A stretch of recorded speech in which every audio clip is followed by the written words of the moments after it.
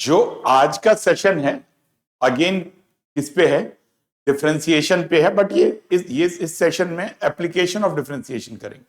किनके लिए वैलिड है, मतलब किनके लिए यूजफुल होएगा, तो जो बीबीए कर रहे हैं, चाहे आईपीयू से कर रहे हो, चाहे बीकॉम कर रहे हो, या जहां जहां पे बिजनेस मैथ है उस जगह पे आपके लिए एप्लीकेशंस ये बहुत इंपॉर्टेंट है। और इसका सबसे एडवांटेज, इस सेशन का एडवांटेज क्या होगा कि ये बहुत लेंदी टॉपिक है। मतलब अभी मैं टॉपिक का नाम लिखूंगा तो आपको पता चल जाएगा। इसको मैं कंप्रेस करके जो इंपॉर्टेंट पार्ट है उसको करने की कोशिश कर रहे हैं, और शायद यही इंपॉर्टेंट पार्ट आपके एग्जाम में काफी हेल्पफुल हो सकता है। बिल्कुल दावा तो नहीं करता कि यही आएगा, लेकिन बहुत मतलब अगर कुछ सबसे मिनिमाइज करा जा सकता है तो इसी कंटेंट को करा जा सकता है। तो स्टार्ट करते हैं विदाउट और डिले करे हुए। दूसरा इंपॉर्टेंट एक पॉइंट और है कि जिनके पास भी मैथमेटिक्स नहीं है उनके लिए, या जिनके पास मैथमेटिक्स है भी, 11th-12th में था भी इनफैक्ट, तो उनके लिए क्या है कि एक मैंने सीरीज स्टार्ट कर रखा है डिफरेंशिएशन का, वन शॉट डिफरेंशिएशन है। तो आप अगर आपको कभी बीच में कोई प्रॉब्लम लगे तो आप उसको देख लो, और जिनके पास नहीं है वो तो एक बार पूरा देख करके ही उसको स्टार्ट करो। तो देखो क्या है, अगर मैं एप्लीकेशंस की बात करूं ना, तो एप्लीकेशन ऑफ डिफरेंशिएशन में एक एक करके स्टार्ट करते हैं क्या क्या टॉपिक है। एक तो कुछ जगह पे वो ज्योमेट्रिकल भी आता है, बट मोस्ट ऑफ द जगह पे बिजनेस मैथ्स में ज्योमेट्रिकल नहीं आता है। कौन कौन सा आता है, इकोनॉमिक एप्लीकेशंस की बात करते हैं। और इकोनॉमिक एप्लीकेशंस का जो सिलेबस है वो क्या क्या है, एक एक करके स्टार्ट करते हैं। एक तो कॉस्ट से रिलेटेड है, मतलब जहां जहां भी कॉस्ट है उससे रिलेटेड है। और कॉस्ट से क्या रिलेटेड है, कॉस्ट से फिर मतलब बहुत सारी ब्रांचेस निकल के आ जाती है। क्या, मार्जिनल कॉस्ट, फिर एवरेज कॉस्ट, फिर मार्जिनल वेरिएबल कॉस्ट। मतलब डरा नहीं रहा, मैं आपको बस बता रहा हूं। ऐसे मार्जिनल एवरेज कॉस्ट, इनसे cost is minimum, cost is maximum, मतलब सब कुछ कॉस्ट से रिलेटेड है। मिनिमम करने की बात करेंगे, मैक्सिमम तो कॉस्ट के लिए क्या ही होगा, लेकिन मिनिमम वाले टाइप की है, एवरेज कॉस्ट इज मिनिमम। एक तो ये कॉस्ट वाला पार्ट है, पहला पार्ट है इकोनॉमिक एप्लीकेशंस का कॉस्ट का है। दूसरा सिमिलरली हमारे पास जो पार्ट है वो रेवेन्यू का है, ठीक है ना। रेवेन्यू में भी क्या है हमारे पास, सब कुछ सेम है, मार्जिनल रेवेन्यू, एवरेज रेवेन्यू, सारी कहानी आती रहेगी। थर्ड है हमारे पास प्रॉफिट का, बात करते हैं प्रॉफिट का मैक्सिमाइजेशन मिनिमाइजेशन करते हैं। अच्छा, मैं जो बात कर रहा हूं एप्लीकेशंस की, अभी मैं वन वेरिएबल की ही बात कर रहा हूं, टू वेरिएबल की बात नहीं कर रहा हूं, वन वेरिएबल की बात कर रहा हूं। ये हमारे पास प्रॉफिट का मैक्सिमाइजेशन मिनिमाइजेशन वाला पार्ट आएगा, मैक्सिमा और मिनिमा वाला पार्ट आएगा। इनके बाद फोर्थ एक एप्लीकेशन है, ये भी काफी इंपॉर्टेंट एप्लीकेशन है, इलास्टिसिटी का, ठीक है। आएगा कौन सा, क्या नहीं आएगा, ये तो बात की बात है, लेकिन मैं एक बार आपको पहले लिस्ट करा देता हूं और फिर पेपर्स करा दूंगा, तो आपको आपके एग्जाम से पता चल जाएगा कि कौन सा इंपॉर्टेंट है। थोड़ा तुक्का मैं भी मारूंगा कि ये इंपॉर्टेंट आ सकता है, इसके आने के चांसेस हैं ज्यादा, ये मैं अपनी तरफ से कोशिश करूंगा, यहां पे लाइटन करने की कोशिश करूंगा, बट इसको एक कॉम्प्रिहेंसिव वीडियो ही बनाने की कोशिश करेंगे कि ये पढ़ लिया तो फिर डेटा ही चेंज होके आएगा, इस टाइप का सिस्टम पे करने की कोशिश करेंगे। ये एक इलास्टिसिटी का आ गया। ऐसे ही और भी मतलब पॉइंट आ सकता है, जैसे रिलेशनशिप इलास्टिसिटी में बाकी के साथ। उसके बाद टैक्स का आ जाएगा कि टैक्स का मैक्सिमम मिनिमम में क्या इंपैक्ट आएगा। उसके बाद एक और होता है जिसको हम लोग इन्वेंट्री प्रॉब्लम बोलते हैं, EOQ बोलते हैं, इकोनॉमिक ऑर्डर क्वांटिटी हो जाता है। कई जगह ये इको ऑनर्स में और कई जगह ये बीकॉम ऑनर्स में आता है, बीबीए में तो मैंने कम आते देखा है, लेकिन इतने सारे सब पार्ट हैं। तो आज की वीडियोस में कोशिश ये करते हैं कि इन सब पार्ट पे पहला तो काम क्या करेंगे, कॉन्सेप्ट सीखेंगे, दूसरा वर्किंग रूल सीखेंगे, तीसरा क्या करेंगे, इसके एग्जाम्पल्स लेके सॉल्व करेंगे। अगर उसका प्रीवियस ईयर क्वेश्चंस अगर है अवेलेबल तो वो भी लेके मैं करने की कोशिश करूंगा, ठीक है। तो इसको आराम आराम से करेंगे। आई थिंक ये पॉइंट ऑफ फोकस है, तो आपको एक ब्लूप्रिंट मिल गया कि हमें किन पे काम करना है। ठीक है जी, ये एक तरह से ब्लूप्रिंट है। अब कौन सा आएगा कौन सा नहीं आएगा, बहुत ज्यादा इस पे आप डिस्टिंग्विश कर नहीं सकते। रीजन क्या है, यूनिट एक और टॉपिक अनेक, तो इनमें से कौन सा देगा ये मतलब नहीं पता। ठीक है जी, लेकिन जो मोस्टली आया हुआ है हम लोग उसकी बात करेंगे, और लेकिन करेंगे सारा टॉपिक कि आपको मतलब क्लैरिटी हो जाए कि कोई दिक्कत ही नहीं है। कोई भी क्वेश्चन है आए, अगर आ जाए तो कर लेंगे। और कहीं ना कहीं जब ये करना स्टार्ट करेंगे क्वेश्चन, तो आपको लगेगा यार ये सब कहीं ना कहीं रिलेटेड ही। ठीक है ना, तो वो रिलेटेड वाला ही है। तो एक हर्षद मेहता के उसका डायलॉग है कि चाहे ओल्ड स्कूल ऑफ थॉट हो या new school of thought, profit का चैप्टर जो है वो सब जगह कॉमन है, और वो मेरा फेवरेट टॉपिक है। अगर आपने किसी ने वो स्कैम 92 टाइप का देखा होगा तो उसमें ये है। तो मतलब सारा काम कहानी किसको लेके है, इस प्रॉफिट को लेके है। तो यही प्रॉफिट के लिए हम लोग काम करेंगे। चाहे टैक्स लगा के, सरकार भी क्या चाहती है, मैक्सिमाइज करना चाहती है अपने मतलब टैक्स को। तो ये सारा मैक्सिमम मिनिमा का ही खेल है। जहां भी मनी है वहां पे कमाई ज्यादा खर्चा कम, और यही ये जितने भी टॉपिक्स हैं इनको लेकर के है। हाँ, थोड़े भारी भरकम वर्ड इसमें आएंगे इकोनॉमिक्स का, बिकॉज एप्लीकेशन ही इकोनॉमिक्स का। जो इको ऑनर्स कर रहे हैं उनके लिए थोड़ा और भी इनमें कर्व वर्व का ज्यादा जाता है, बट नॉर्मल बीकॉम और बीबीए में ज्यादा कर्व से रिलेटेड नहीं होता है। सीधा कॉन्सेप्ट लगाओ, प्रोसेस लगाओ और सीधा सीधा कर लो। तो स्टार्ट करते हैं, एक एक करके स्टार्ट करते हैं। सबसे पहला क्या करते हैं, सबसे पहले कॉस्ट की बात करते हैं। थोड़ा स्लो ही रखेंगे वीडियोस को, कि मतलब आराम आराम से थोड़ा टाइम लग जाए, लेकिन एक बार सेटल हो जाए तो फिर हो जाए, फिर उसमें आपको प्रॉब्लम ना है। ठीक है, देखो कॉस्ट कितने टाइप का कॉस्ट होता है। तो एक कहीं का भी कॉस्ट देखोगे तो एक होता है हमारा फिक्स्ड कॉस्ट, और एक होता है वेरिएबल कॉस्ट। अगर मैं टीसी की बात करूं, टोटल कॉस्ट की बात करूं, टीसी भी लिखो या सी भी लिखो, एक ही बात। ठीक है, फिक्स्ड कॉस्ट वो कॉस्ट होता है बेसिकली जो नंबर ऑफ आइटम प्रोड्यूस जो आप बना रहे हो या खरीद रहे हो उस पर डिपेंड नहीं करता है, वो फिक्स्ड कॉस्ट होता है। लेकिन अच्छी बात क्या है, बिजनेस मैथ में हमें ज्यादा दिमाग लगाने नहीं, जो भी इक्वेशन दे रखा गया उसमें जो कांस्टेंट है वो फिक्स्ड कॉस्ट, और वेरिएबल कॉस्ट है जिसमें वेरिएबल अटैच हो, जिसके साथ एक्स मल्टीप्लाइड हो, एक्स स्क्वायर मल्टीप्लाई हो, रूट एक्स मल्टीप्लाई हो, वेरिएबल कॉस्ट। ठीक है, अदरवाइज बाकी आप जो जिनके पास इक्व है उनको पहले से पता है कि क्या फिक्स्ड कॉस्ट होता है, क्या वेरिएबल कॉस्ट होता है, उस पर जाके टाइम नहीं वेस्ट करते। ठीक है, देखो एक फिक्स्ड कॉस्ट होता है, ये ऑलवेज कांस्टेंट होता है, और वेरिएबल कॉस्ट किस पे डिपेंड करता है, डिपेंड अपॉन आउटपुट। आउटपुट को हम लोग क्या करेंगे, एक्स से ही डिनोट करते हैं, चाहे वो हम परचेज कर रहे हैं चाहे बेच रहे हैं, एक्स को ही आउटपुट लेते हैं। कई बार ना एग्जाम में देखा है कि एक्स अगर आउटपुट के सेंस में है या एक्स क्वांटिटी प्रोड्यूस्ड के सेंस में है, ठीक है जी, तो कई बार देखा है कि इसके जगह पे भी क्यू भी यूज कर लेते हैं, क्यू फॉर क्वांटिटी भी यूज कर लेते हैं। तो एक ही बात है, जहां डी बाई डी एक्स कर रहे हो वहां पे डी बाई डी क्यू कर लेना, और फॉर्मूला सारे वही लगाने हैं जो आपने मेन एप्लीकेशंस में पढ़ रखे। इनके एडिशंस में आपको कोई फॉर्मूला नहीं लगाना है। अब जरा देखो क्या क्या करेंगे, किस किस टाइप से स्टार्ट करेंगे। तो ये हमारा पहला होता है, पहला डेफिनेशन पार्ट होता है टीसी। मोस्टली ये दिया गया होता है, नहीं दिया गया होता है तो कोई और इसका कंपोनेंट दे रखा गया। और दूसरा क्या होता है, दूसरा होता है टीसी के बाद होता है एवरेज कॉस्ट। बस ये डेफिनेशन इंपॉर्टेंट है, डेफिनेशन याद रखोगे तो क्वेश्चन हो जाएगा। डेफिनेशंस, ठीक है जी, ये कोलिशन गवर्नमेंट है बेटा, इंडिया की जैसे चल रही है, 240 मोदी जी के पास है, थोड़ा नीतीश बाबू से ले लिया, थोड़ा नायडू जी से ले लिया, बन नहीं है, इसी टाइप की कोलिशन गवर्नमेंट है बेटा। तो ये इसमें क्या करेंगे, थोड़ा सा इकोनॉमिक्स का कॉन्सेप्ट, थोड़ा मैथमेटिक्स का कॉन्सेप्ट, थोड़ा कॉमर्स का कॉन्सेप्ट मिला मुलू के ही क्वेश्चन पूछ लेते।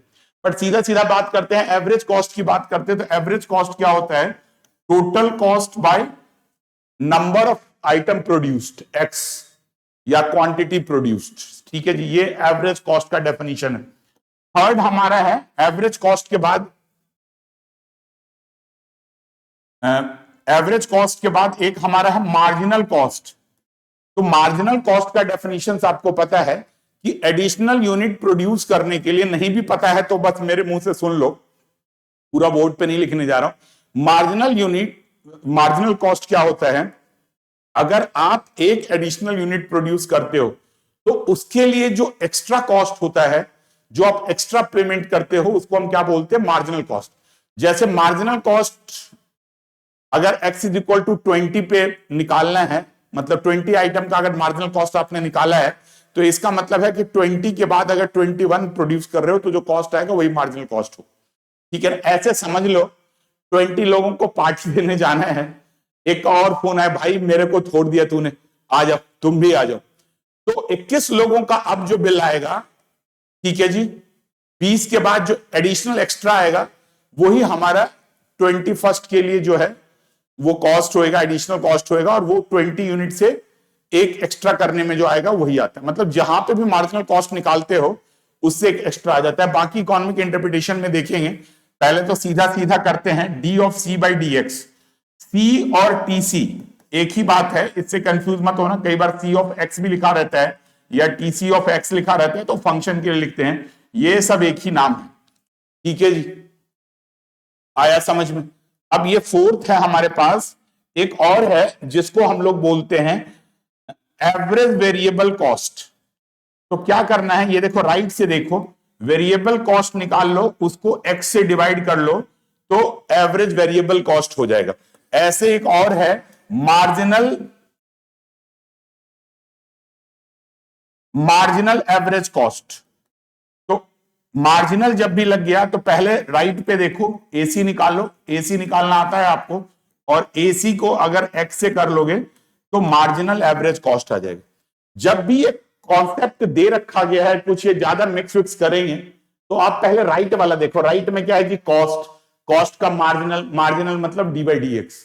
ठीक है जी, कॉस्ट का एवरेज, एवरेज मतलब क्वांटिटी से डिवाइड, एवरेज वेरिएबल कॉस्ट मतलब वेरिएबल कॉस्ट निकाल लेंगे। वेरिएबल कॉस्ट पे थोड़ा कंफ्यूज नहीं होते, जैसे कहीं दे रखा गया है टोटल कॉस्ट दे रखा गया हमारे पास 2000 plus 40x plus x cube, ऐसे दे रखा गया, तो ये हमारा फिक्स्ड कॉस्ट है, और ये जो हमारा है ये क्या है, वेरिएबल कॉस्ट है। ये क्वेश्चन देख के पहचान लेंगे। ठीक है ना, तो आपको क्या करना है, वेरिएबल कॉस्ट निकाल लो जी, उसका एवरेज कर लो, उसको एक्स से डिवाइड कर लो। एवरेज कॉस्ट का मार्जिनल है तो बस कर लो। अगर कहीं पे एवरेज मार्जिनल कॉस्ट हो, अगर कुछ होता हो आ जाए तो कभी, तो घबराना नहीं, मतलब अब इको का क्या मतलब है उसकी बाद में बात करेंगे।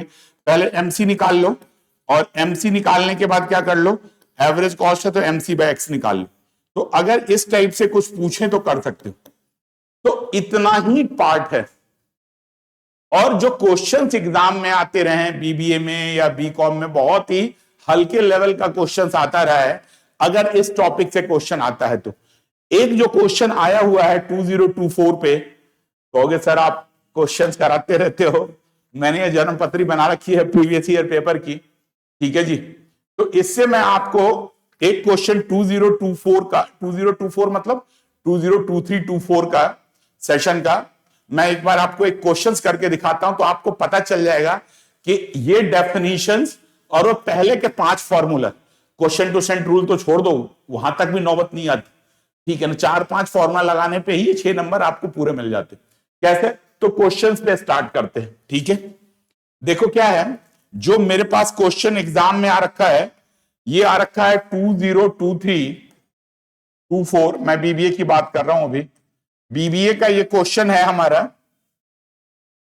क्वेश्चन है ये 4 का ए पार्ट है, ये 4 का ए पार्ट है क्वेश्चन, और इस पे दे रखा गया है कॉस्ट, जो दे रखा गया है CX दे रखा गया है, मतलब CX मतलब टोटल कॉस्ट, ये दे रखा गया है हमारे पास 1500 plus 30x plus x square. अब देखो कितना आसान दे रखा है, 1500 plus 30x plus x square, ये दे रखा गया है।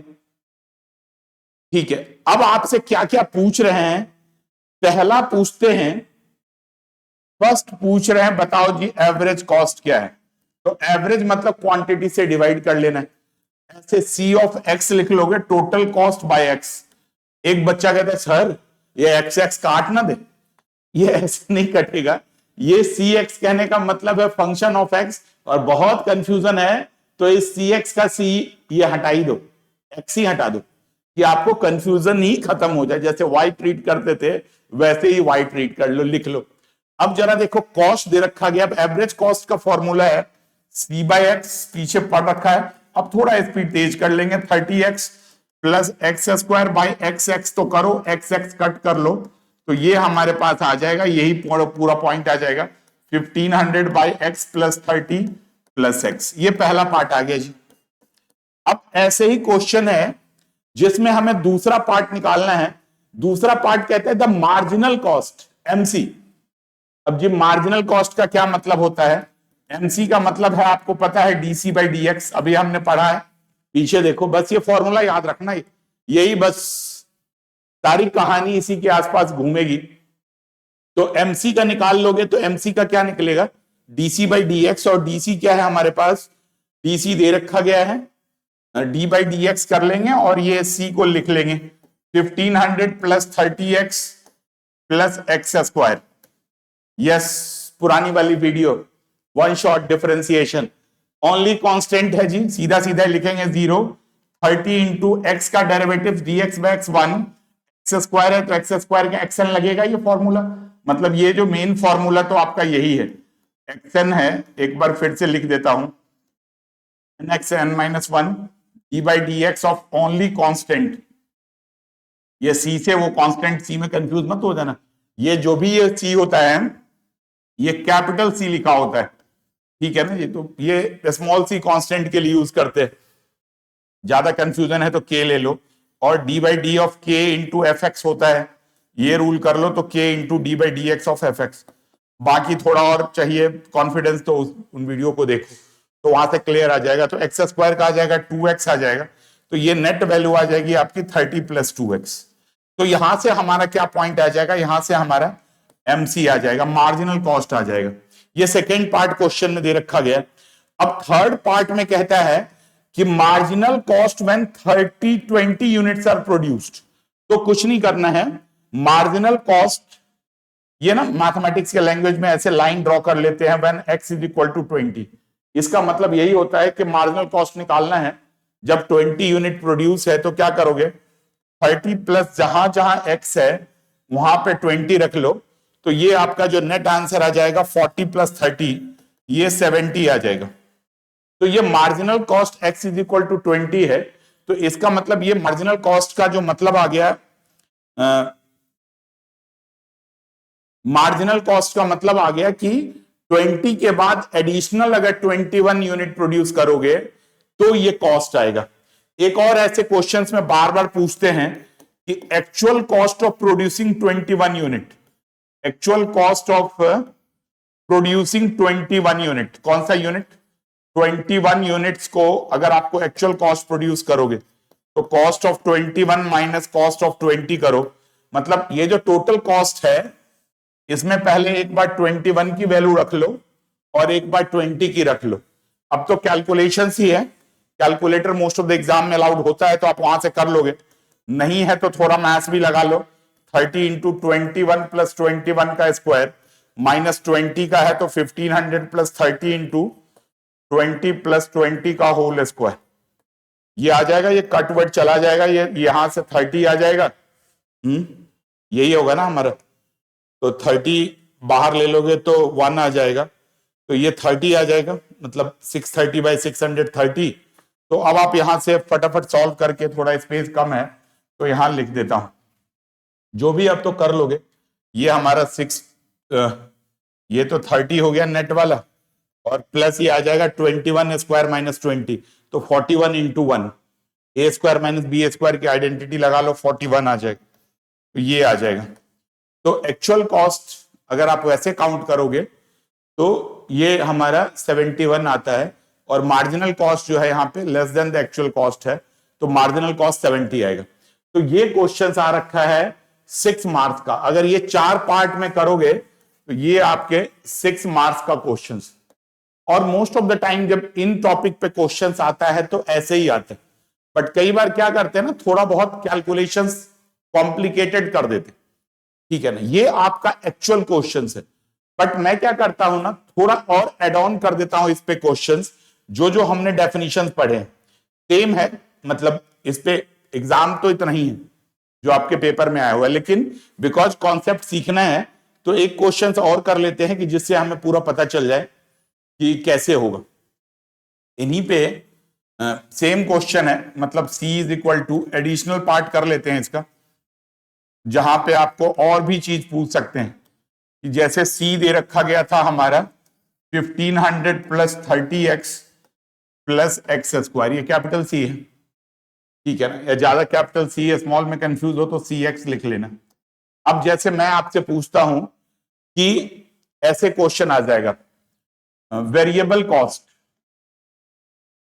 तो वेरिएबल कॉस्ट अगर मान लो मैं एडिशनल कुछ पार्ट डिस्कस कर लेता हूं तो वेरिएबल कॉस्ट ओनली कितना आएगा आपका, variable cost will be 30x plus x square. जिनके पास भी x है वो हमारा क्या है, वेरिएबल कॉस्ट, जिसके साथ भी x मल्टीप्लाइड है डिवाइड है उस सबको एक साथ ले आओ तो वेरिएबल कॉस्ट हो जाएगा। जैसे अब दूसरा कहते हैं कि एवरेज वेरिएबल कॉस्ट, तो क्या करोगे, वेरिएबल कॉस्ट राइट में है, इसका एवरेज निकालना है तो 30x plus x square by x कर लोगे, ये 30 प्लस एक्स आ जाएगा। जिनको ठीक लगे थोड़ा सा अगर चाहो तो अपना स्पीड इंक्रीज कर सकते हो वीडियोस का, वो तो आपके हाथों में होता है, और जिनको लगे कि थोड़ा ज्यादा तेज चल रहा है वो अपने डाउन कर लेना, मतलब रिपीट करके देख लेना। ऐसे ही अगर बात करते हैं कि मार्जिनल वेरिएबल कॉस्ट, तो इनमें बहुत फर्क नहीं होता है, बट अगर आप करना चाहो तो आप लिख सकते हो, ये हमारा मार्जिनल कॉस्ट वाला ही होता है, VC होता है 30x प्लस एक्स स्क्वायर करोगे तो ये अभी पीछे हमने कर रखा है 30 प्लस 2x, कुछ गलत कर दिया शायद, नहीं ठीक है। तो देखो यही मैं बता रहा था कि दोनों की वैल्यू सेम आएगी। फोर्थ है, अगर आपसे पूछते हैं एवरेज मार्जिनल कॉस्ट तो क्या करोगे, MC बाय एक्स, MC जो निकल रखा था पीछे आपने MC निकाल रखा था, MC का जो भी था 30 प्लस 2x बाय एक्स, तो आप यहां से लिख सकते हो 30 प्लस 2x बाय एक्स। तो मेरा कहने का मतलब इतना ही है कि यहां से कोई भी मतलब आपसे आगे पीछे करके क्वेश्चन पूछ सकते, ठीक है, बट मोस्टली एग्जाम में देखा गया है कि इन्हीं पे वैल्यू आता है, ठीक है ना, मतलब इन्हीं 5-6 में से कोई ना कोई दे देते हैं, 3-4 दे देते हैं अगर 6 मार्कर वाले में पूछ रहे हैं तो। कई बार बस इतना ही करते हैं कि इनका ना थोड़ा सा क्वेश्चंस का क्या बोलोगे पावर ओवर बढ़ा देते हैं, जैसे अभी एक्स स्क्वायर है तो एक्स क्यू का दे देते हैं, बट मोस्टली इन्हीं पे रहता है, ठीक है। तो एक एक क्वेश्चन ऐसे ही पिक कर लेते हैं जिसमें थोड़ा सा हाइयर पावर दे रखा गया है, ठीक है, और कुछ प्रूव करने का भी दे रखा गया तो वो भी कर सकते हैं। ये क्वेश्चंस मैं बुक से ले लेता हूं बेटा, जैसे मान लो इसमें ये दे रखा गया हमारे पास, एक क्वेश्चन दे रखा गया है CX दे रखा गया हमारे पास 0.005, कैलकुलेशन से घबराने की बिल्कुल जरूरत नहीं है, डेसिमल डिसिमल से आप वैसे निकाल लोगे, 0.002 X square minus 30x minus plus दे रखा गया 5000। अब ना कुछ कुछ दे रखा गया,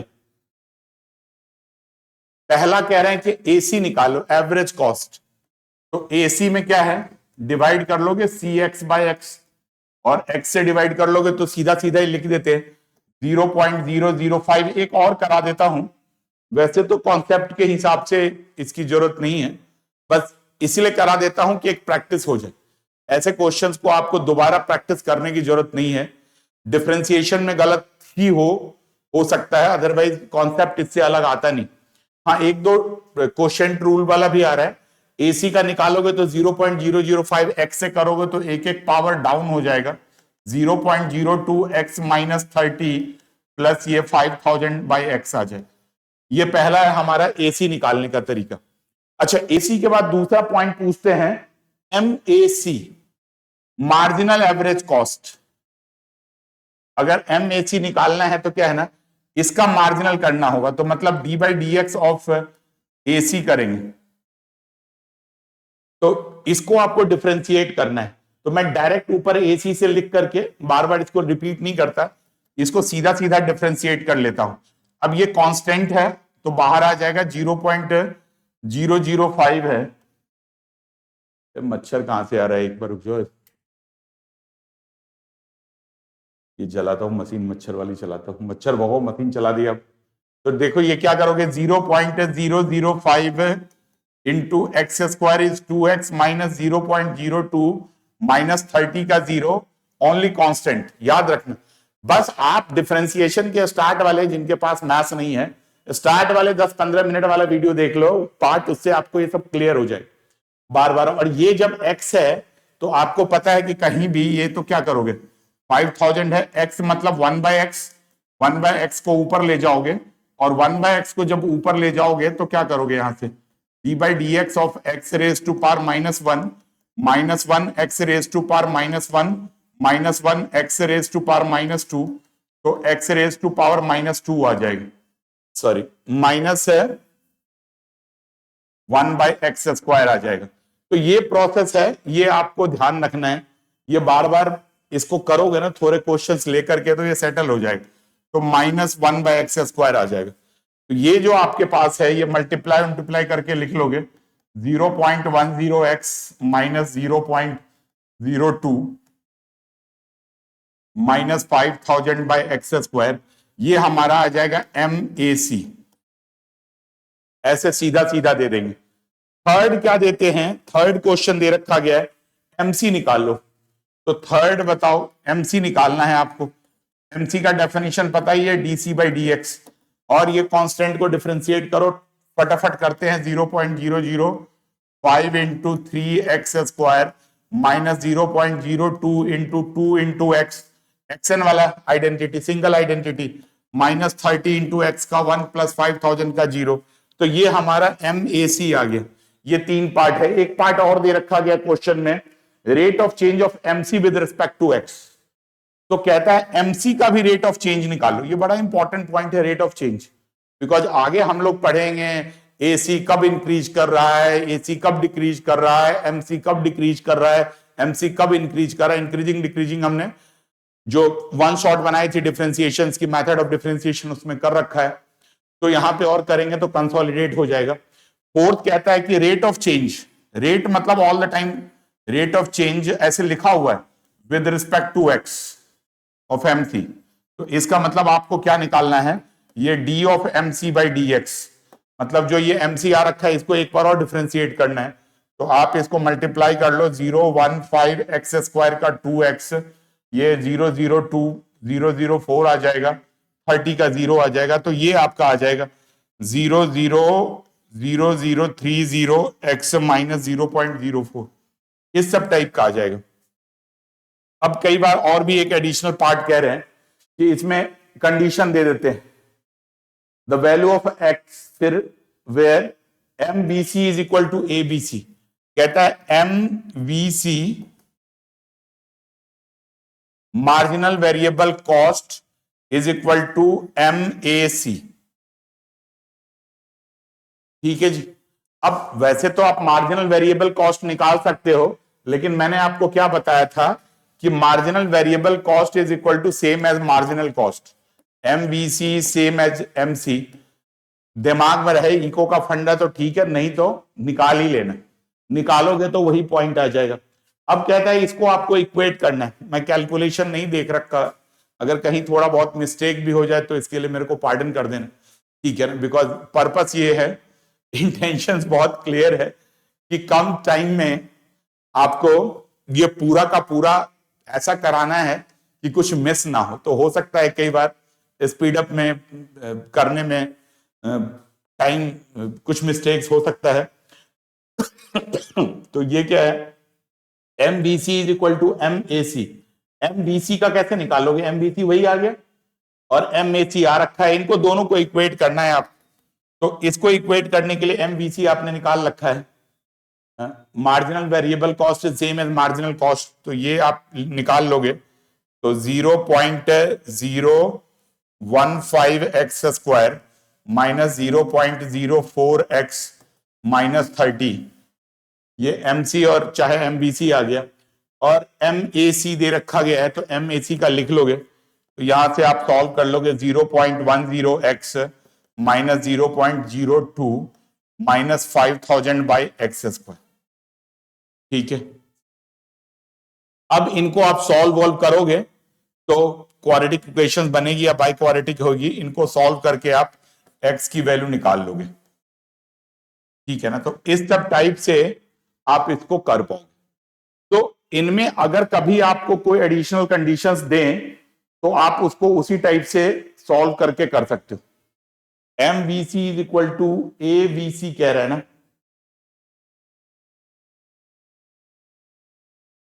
एम ए सी मैंने शायद गलत लिख दिया क्वेश्चन। क्वेश्चन कहता है M B C is equal to A B C, average variable cost. Sorry, मैंने क्वेश्चंस गलत कॉपी कर लिया। तो अगर आपको एम बी सी मतलब एम सी आ जाएगा, एम सी क्या दे रखा गया ये जो है वो लिख लोगे आप।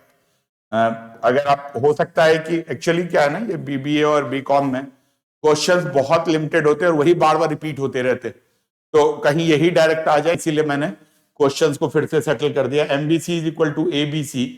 एमबीसी कहां है हमारा, एमबीसी जो आपने कैलकुलेट कर रखा है ये यही आ जाएगा 0.015 x square minus 0.04 x minus 30, ये दे रखा गया। और A B C variable cost का एवरेज, तो वेरिएबल कॉस्ट ये है, मतलब this point is B C, इसका एवरेज, तो इसको एक्स से डिवाइड कर लोगे, तो इसको एक्स से डिवाइड कर लोगे तो 0.05 एक्स स्क्वायर माइनस 0.02 माइनस 30, तो यहां से सॉल्व वॉल्व हो जाएगा। तो ये तो कैलकुलेशंस भी आसान बन गया अगर आप रिलेटिवली ऐसे क्वेश्चंस करते हो तो। ये अगर आप सॉल्व करोगे तो ये आ जाएगा, इधर से माइनस कर लोगे तो 0.010 x square is equal to, x zero नहीं होगा तो काट भी सकते हो आप, ये इधर चला जाएगा तो 0.02 एक्स, एक्स से एक्स कट कर दो,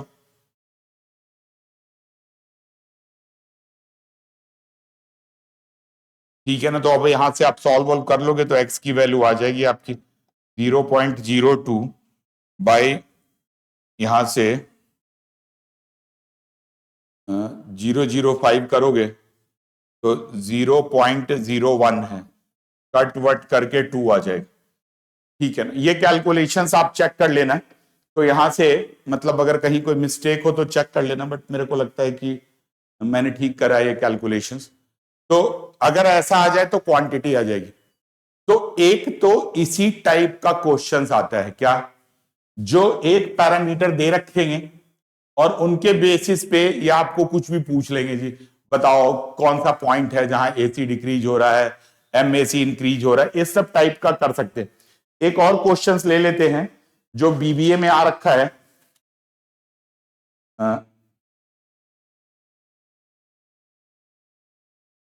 प्रीवियस ईयर में मैं चेक कर लेता हूं,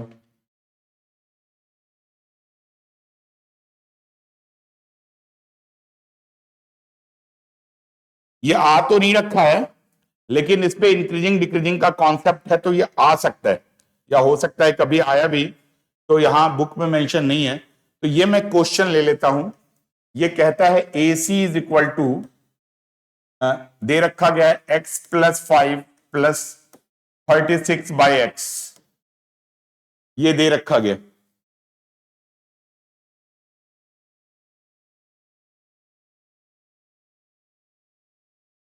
ठीक है।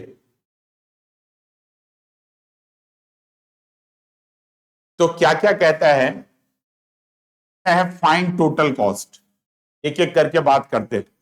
पहला कहता है फाइंड टोटल कॉस्ट, दूसरा कहता है फाइंड मार्जिनल कॉस्ट। वो एक ही टाइप का सिस्टम बनाते रहते हैं, ये कभी टोटल कॉस्ट करेंगे कभी मार्जिनल कॉस्ट करेंगे। और कहेंगे फाइंड द आउटपुट, आउटपुट मतलब एक्स की value for which X is increasing और sorry, output for which AC is increasing, AC is increasing और डिक्रीजिंग, ये स्टब टाइप। तो देखो स्टार्ट करते हैं, ठीक है ना। अब क्या है, आपको ये सब दे रखा गया, 4-5 पॉइंट दे रखा गया, तो टोटल कॉस्ट तो आपको पता ही है, एसी का एवरेज कॉस्ट का क्या डेफिनेशन होता है, एवरेज कॉस्ट होता है total cost by x.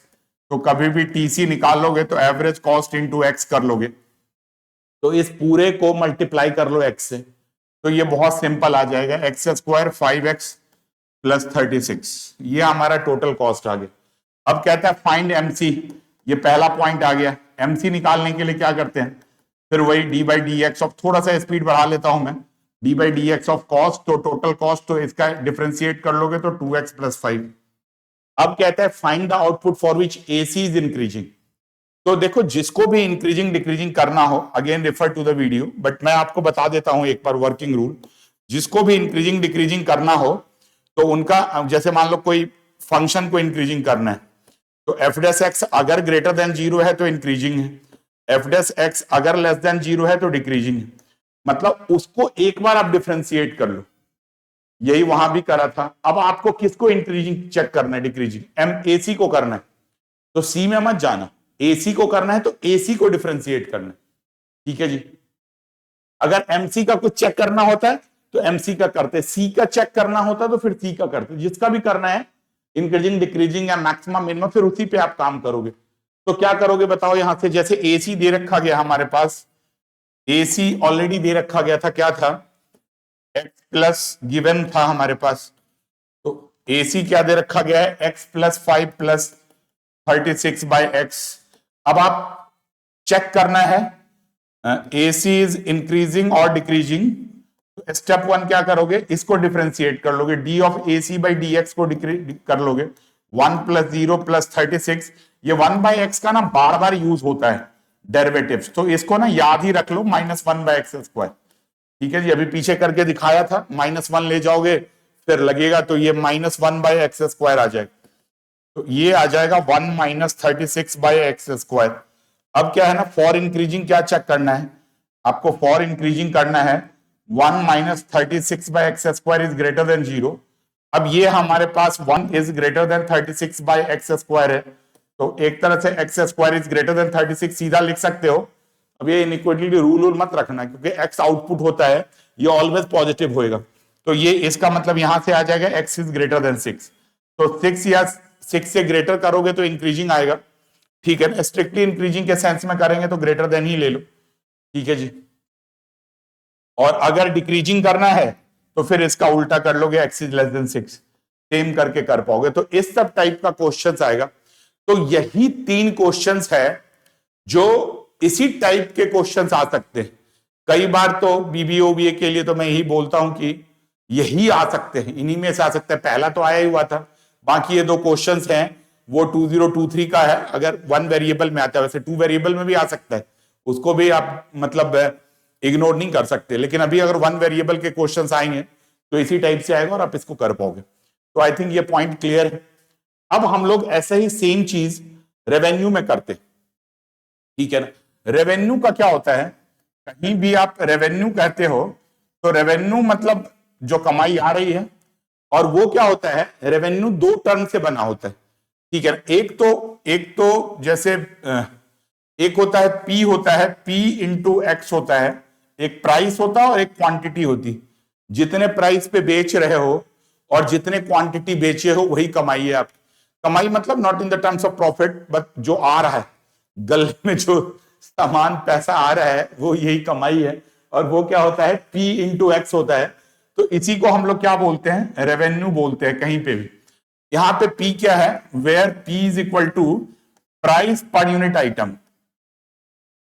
Price per unit item मतलब एक आइटम का प्राइस है, और एक्स क्या है, क्वांटिटी सोल्ड या सप्लाइड, मतलब क्वांटिटी सोल्ड है, जितना बेचा गया आपने, ठीक है ना। तो ये हमारा रेवेन्यू होता है, ठीक है ना। तो रेवेन्यू को भी हम लोग ऐसे नॉर्मली आरएक्स ही लिखते हैं, और इस पे भी फिर वही सारी कहानी, क्या क्या क्या, एवरेज रेवेन्यू जी, रेवेन्यू बाय एक्स, ठीक है जी। दूसरा जी क्या है, मार्जिनल रेवेन्यू, तो जी d by D x of R, revenue को डिफरेंशिएट कर लो। फिर जहां जहां से करते रहेंगे राइट से एवरेज मार्जिनल रेवेन्यू, मतलब क्या करोगे, इसका मतलब पहले ये फिर ये, तो क्या करोगे, MR बाय X करोगे तो एवरेज मार्जिनल रेवेन्यू आ जाएगा। ऐसे ही अगर क्वेश्चंस ऐसे कहते हैं कि आपको निकालना है जी मार्जिनल एवरेज रेवेन्यू, तो मार्जिनल मतलब डी बाई डी एक्स, पहले किसका, AR, तो AR निकाल के करोगे। तो इसी टाइप का जो आपने पार्ट पढ़ा था, कहां पे, बेसिक्स वाले में पढ़ा था, कॉस्ट में पढ़ा था, वही सब पार्ट रेवेन्यू में भी आएगा और बिल्कुल सेम टाइप का आता रहेगा। तो आप उसको करते रहोगे तो आपको बिल्कुल दिक्कत नहीं आएगी। अब मैं कुछ क्वेश्चंस ले लेता हूं कि जिससे क्या होएगा कि आपको एग्जैक्ट पता चल जाएगा कि कैसे क्वेश्चंस आते हैं। इसमें बहुत ज्यादा प्रैक्टिस करने की जरूरत नहीं है, बिकॉज ये क्वेश्चंस भी बहुत आसान होते हैं, मतलब इस पे कोई ज्यादा प्रॉब्लम आती नहीं है, सीधा सीधा ही क्वेश्चंस होता है। बट फिर भी मैं एक दो क्वेश्चंस ले लेता हूं कि क्लियर हो जाए। अब ये आया हुआ है कभी, मेरे पास एक पेपर्स के क्वेश्चंस हैं जो बता रहा है कि ये BBA 2011 में आ रखा है।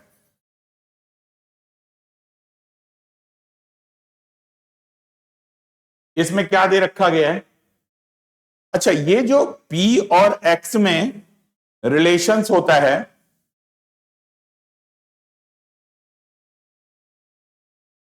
P और X में जो रिलेशंस होता है इसको हम लोग क्या बोलते हैं, प्राइस और X में रिलेशंस होता है, ऐसे फंक्शंस को हम लोग डिमांड फंक्शंस बोलते हैं। मतलब और ऐसे या तो कई बार सप्लाई फंक्शंस भी बोलते हैं। डिमांड या सप्लाई नहीं कर रहे हो तो क्या करोगे, बहुत टाइप का फर्म भी होता है, मोनोपोली टाइप का भी होता है, मतलब कॉम्पिटिटिव होता है, लेकिन अभी उस सब में जाना ही नहीं अपने को तो एक P याद रखना है। कहते हैं ना, एक के साधे सब सदे, सब साधे सब जाए, ठीक है जी। तो एक ही चीज याद रखना है जी, ज्यादा इको का पढ़ना ही नहीं है। P मतलब price per unit item, fix है, 2 रुपया है तो 2 रुपया, डिपेंड करता है कर्व वर्व पे, तो जो है वो दिया गया है क्वेश्चन में, BM में ज्यादा टेंशन लेना ही नहीं, ठीक है जी। चाहे वो मैथ्स ऑनर्स हो, इवन इको ऑनर्स में भी ज्यादा टेंशन नहीं लेना है। अगर कोई मैथ्स ऑनर्स, तो मैं गलत बोल गया, चाहे बीकॉम ऑनर्स हो चाहे BBA ऑनर्स हो, कहीं पे भी यही पार्ट आना है जहां से आपको डिमांड फंक्शन सप्लाई आएगा, वो दिया गया हो क्वेश्चन, फिक्स दिया हुआ है, ओह आसान है, 2 रुपया 2 इंटू एक्स, 2000 रुपया 2000 इंटू एक्स, समझ में आ गया। कोई नंबर दे रखा गया है P is equal to 20 minus 3x, तो जी रेवेन्यू क्या P इंटू एक्स कर लेंगे, P और x कर लेंगे। तो इससे आप बिल्कुल कंफ्यूज मत होना, P मतलब अपने को नहीं निकालना है, वो दिया गया होगा, और जहां निकालना होगा वहां पे रेवेन्यू दिया गया होगा, तो आपको कोई टेंशन लेना नहीं। सॉरी बेटा, गला खराब हो गया है, थोड़ा आइसक्रीम खा लिया था इस सर्दी के मौसम में, दिल है कि कंट्रोल ही नहीं होता खाना देख के। P is equal to 30 minus 20x है, और क्या दे रखा गया है, P is the price per unit item दे रखा गया। अब ये देख कितने नकली नकली क्वेश्चन आए हुए, ठीक है जी। ये गिवन दे रखा गया है P, और कह रहे हैं फाइंड MR।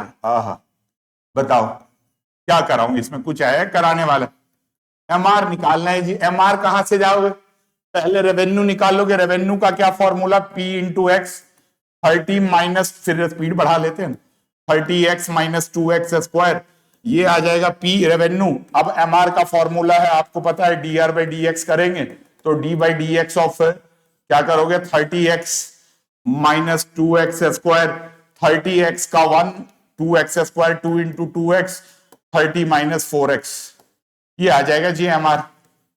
बस अगर MR का कोई क्वांटिटी पूछे तो वहां पे भी निकाल लेना जी, ठीक है ना, नहीं दे रखा गया, बस MR ही निकालने के लिए कह रहे,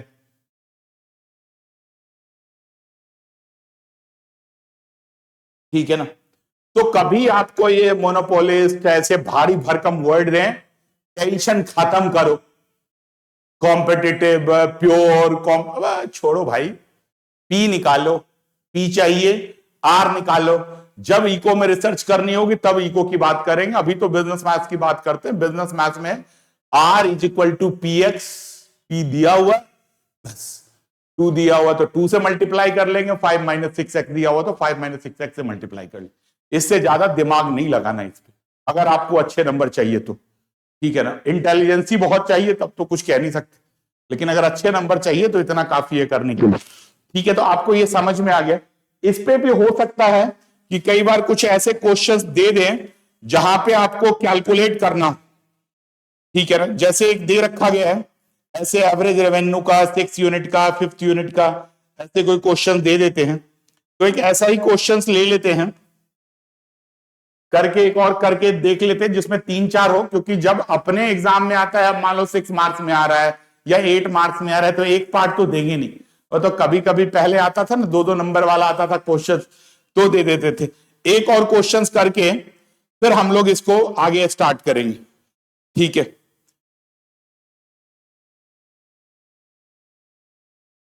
कैसे वाला है, मतलब कोई कंडीशंस भी दे रखे गए, जैसे ये दे रखा गया है कि RX दे रखा गया है हमारे पास, लो जी, और भी आसान है, PU का चक्कर ही खत्म कर दिया, कह दिया सीधा ही मल्टीप्लाई करो। R दे रखा गया है 200, R दे रखा गया है 200 प्लस x² / 5, ये दे रखा गया जी।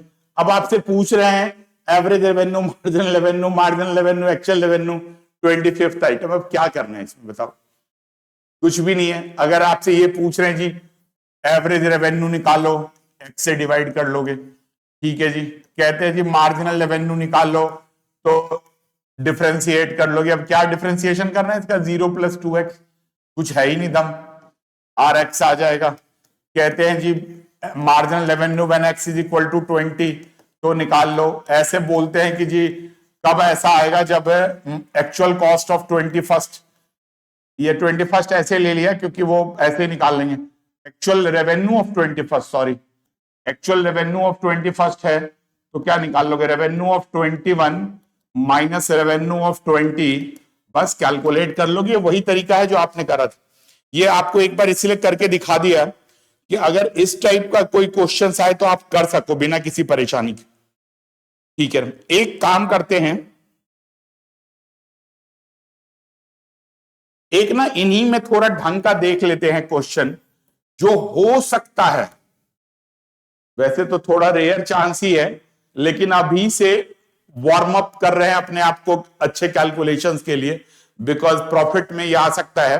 तो एक ऐसा क्वेश्चन दे रखा गया है, इसको ट्राई कर लेते हैं। ये P दे रखा गया है 10 × आया नहीं हुआ है कहीं पे, x⁻², अब आया नहीं हुआ है तो ऐसा नहीं यार करना ही नहीं सर, x⁻⁴ 400 दे रखा गया है, तो कहते हैं find MR and find point where MR = 0,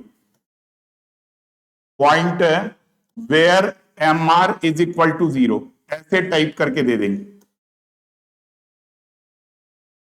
ये इन सब टाइप का है, तो थोड़ी कैलकुलेशंस कर लेते, बिकॉज प्रॉफिट में अगर देखोगे तो ऐसे क्वेश्चंस आए हुए हैं XEX के टर्म में, पावर में भी आए हुए हैं, तो वो हमें करना चाहिए। अब कैसे कैसे दे रखा गया है, ये P दे रखा गया है, MR दे रखा गया, तो सबसे पहले तो सॉल्यूशंस की अगर हम बात करें तो रेवेन्यू निकालना पड़ेगा P × X, P है 10, X एक साथ ही लिख लेते हैं -x/400। अब अगर आपसे MR की बात करते हैं, अब ये थोड़ा ध्यान से देख लेना, d/dx ऑफ क्या करना है, 10 × x × e⁻⁻ -x/400, 10 बाहर ले लोगे, ठीक है जी। प्रोडक्ट रूल लगेगा, u × v, u और v आपके लिए लिख भी देता हूं, जिन लोगों के पास मैथ्स नहीं है, बार बार उसको करते रहोगे तो v × du/dx आ जाता है, ठीक है जी। जो लोग नकली पेपर बनाते हैं उनके पेपर असली वालों से ज्यादा अच्छे होते हैं, ठीक है ना। पेपर मतलब कोई भी आधार कार्ड, डॉक्यूमेंट, मकान के पेपर, ठीक है जी। घोसला का घोसला एक मूवी आई थी, उसमें दिखाया गया था, वैसे भी ये बड़ी प्रैक्टिकल वाली बात। तो जिनके पास मैथ्स नहीं है, थोड़ा ढंग से प्रैक्टिस करोगे तो ये मैथ्स वालों को आप बीट कर दोगे, ये मेरा यकीन है।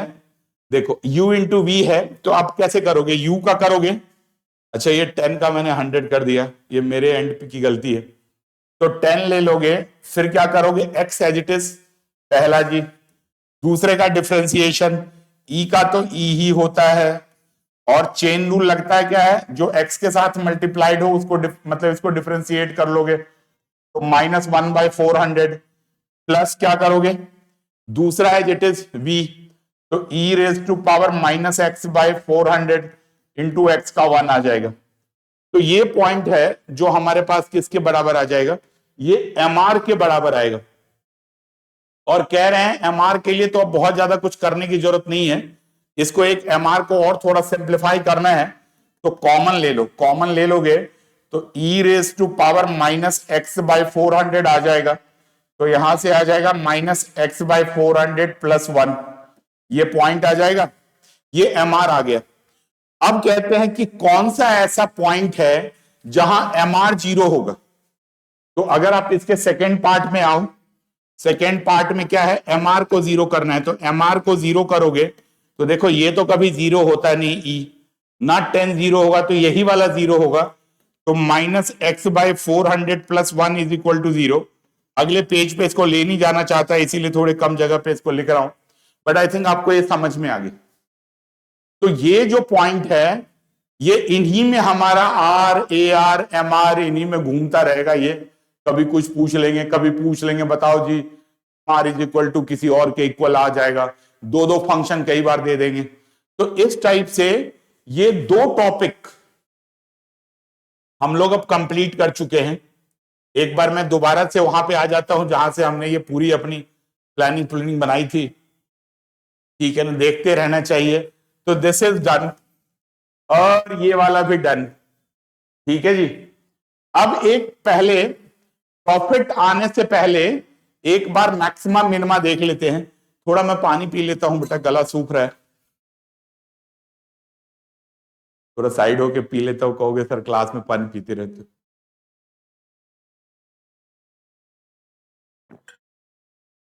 पता नहीं कब किस चीज पे आप लोग कमेंट कर दो, ठीक है। तो हाँ, काम की चीजों पे कमेंट करो कि सर इस पे और वीडियो बना दो जिस पे आपको चाहिए।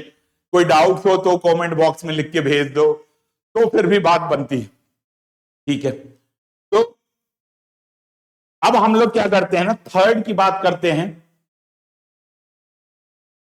या चलो ऑर्डर में ही करते हैं, मैक्सिमम मिनिमा की बात कर लेते हैं, फिर इलास्टिसिटी की बात कर लेंगे। जब मैक्सिमम मिनिमा से ये भी रिलेटेड है तो चलो इलास्टिसिटी की बात कर लेते हैं, दैट विल बी बेटर, कि आपका भी सीक्वेंसिंग खराब ना हो। कैटलॉगिंग बहुत जरूरी है मैथ्स में, इतने फॉर्मूले होते हैं, सब सिस्टम होता है, कैटलॉगिंग कर लोगे तो सेटल्ड हो जाता है काम। तो देखो अब हम लोग इलास्टिसिटी की बात करते हैं, थर्ड टॉपिक पे आ जाते हैं।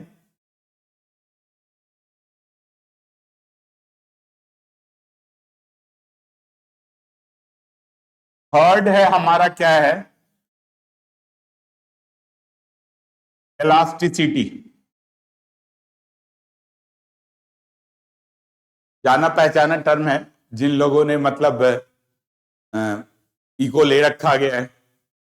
एक बच्चा को मैं पूछा इलास्टिसिटी क्या होता है, कहता सर इलास्टिक होता है ना, खींच खींच के उसको मतलब लगाते हैं कपड़ों के अंदर या कहीं और। तो मैंने कहा भाई तू रहने दे, ठीक है ना। तो इलास्टिसिटी का बेसिक फॉर्मूला क्या होता है वो इको के हिसाब से हम लोग पढ़ेंगे, ठीक है जी। इलास्टिसिटी का है, एक तो इको वाला हिसाब है, एक बार वो भी पढ़ लेते हैं कि आप रिलेट कर सको, ठीक है ना। ये होता है, इसका इलास्टिसिटी को एन से ईटा से डिनोट करते हैं, एन बोल लो, कई जगह ई भी लिख लेते हैं, बट एन से डिनोट करते हैं। इसका होता है percentage change in quantity demanded. कहोगे सर क्या बिजनेस मैथ्स में भारी भरकम चीज बनाने लग गए, इको वालों के पास जाना पड़ेगा। Percentage change in quantity demanded, आपको पता है मैं बहुत ज्यादा भारी भरकम के पीछे लगता नहीं और फालतू का कुछ बोलता नहीं, मतलब लिखता नहीं। तो percentage change in quantity demanded by percentage change in price, ये होता है जी। अब इनके बड़े वर्किंग रूल होते हैं जी, ठीक है ना, इलास्टिसिटी ऑफ डिमांड आ रहा है जी, इलास्टिसिटी ऑफ सप्लाई आ रहा है, अलग अलग तरह के फंक्शन होते। बट आप अभी ये actually percentage change in quantity का 2 मिनट नॉलेज के लिए बता देता हूं, क्योंकि कई बार ना आप रिलेट कर सको, अगर आगे भी आपको कभी इसकी जरूरत हो तो उसके लिए बता दूंगा। बिजनेस मैथ्स में तो इतना ही काफी, ठीक है ना। चेंज इन क्वांटिटी को, एक्स को क्वांटिटी से लिखते हो तो परसेंटेज का फॉर्मूला होता है चेंज बाय ओरिजिनल इनटू 100, और ये प्राइस के लिए लिखते हो तो change in price delta P, P into 100। और इन सबको अगर आप सॉल्व करके करते हो तो ये आ जाता है delta X by delta P into हमारा क्या आ जाता है, into delta X by delta P आ जाएगा ये वाला, और इंटू क्या हो जाएगा हमारे पास, ये वाला ऊपर चला जाएगा पी बाई एक्स, ये आ जाएगा, और डेल्टा उल्टा बाद में आपको पता है ये 100 कट ही जाता है, स्मॉल चेंज के लिए आ जाता है D x by D P into P by x. तो ये एक तरह से इलास्टिसिटी होता है, ठीक है ना। तो हमें बस इसी का काम करना है, इससे ज्यादा देखना नहीं है। मगर एक चीज ये ध्यान रखना है, ये हमें पता है कि अगर प्राइस इंक्रीज होती है तो क्वांटिटी जो चेंज होता है, देखो इसका क्या मतलब है, इस अगर मैं dx बाई डी की बात कर लूं, थोड़ा हटके कभी कभी पढ़ लेना चाहिए बेटा, dx बाई डी की बात कर लोगे तो इसका मतलब है change in x by change in price. तो ये मोस्टली इको का बेसिक्स रूल है कि अगर प्राइस बढ़ाओगे तो क्वांटिटी की डिमांड कम होगी। तो ये जब डेरिवेटिव्स करते हो तो इसका स्लोप होता है, और ये स्लोप ऑलवेज नेगेटिव आता है, ठीक है ना। तो ये होता है, अब कहोगे सर तो मतलब कई बार तो अलग गुड्स के लिए अलग होता है, मैं बेसिक जनरल रूल की बात कर रहा हूं, बाकी पे नहीं जाना, और बाकी पे पर्पस भी नहीं है आज की क्लास का। वैसे ही वन शॉट की क्लास में बहुत प्रेशर में टीचर्स भी होता है कि उसको बताना है भाई कुछ छूटे ना, ठीक है ना, और कुछ मतलब एक्स्ट्रा भी ना आ जाए कि पढ़ पढ़ के परेशान हो जाओ।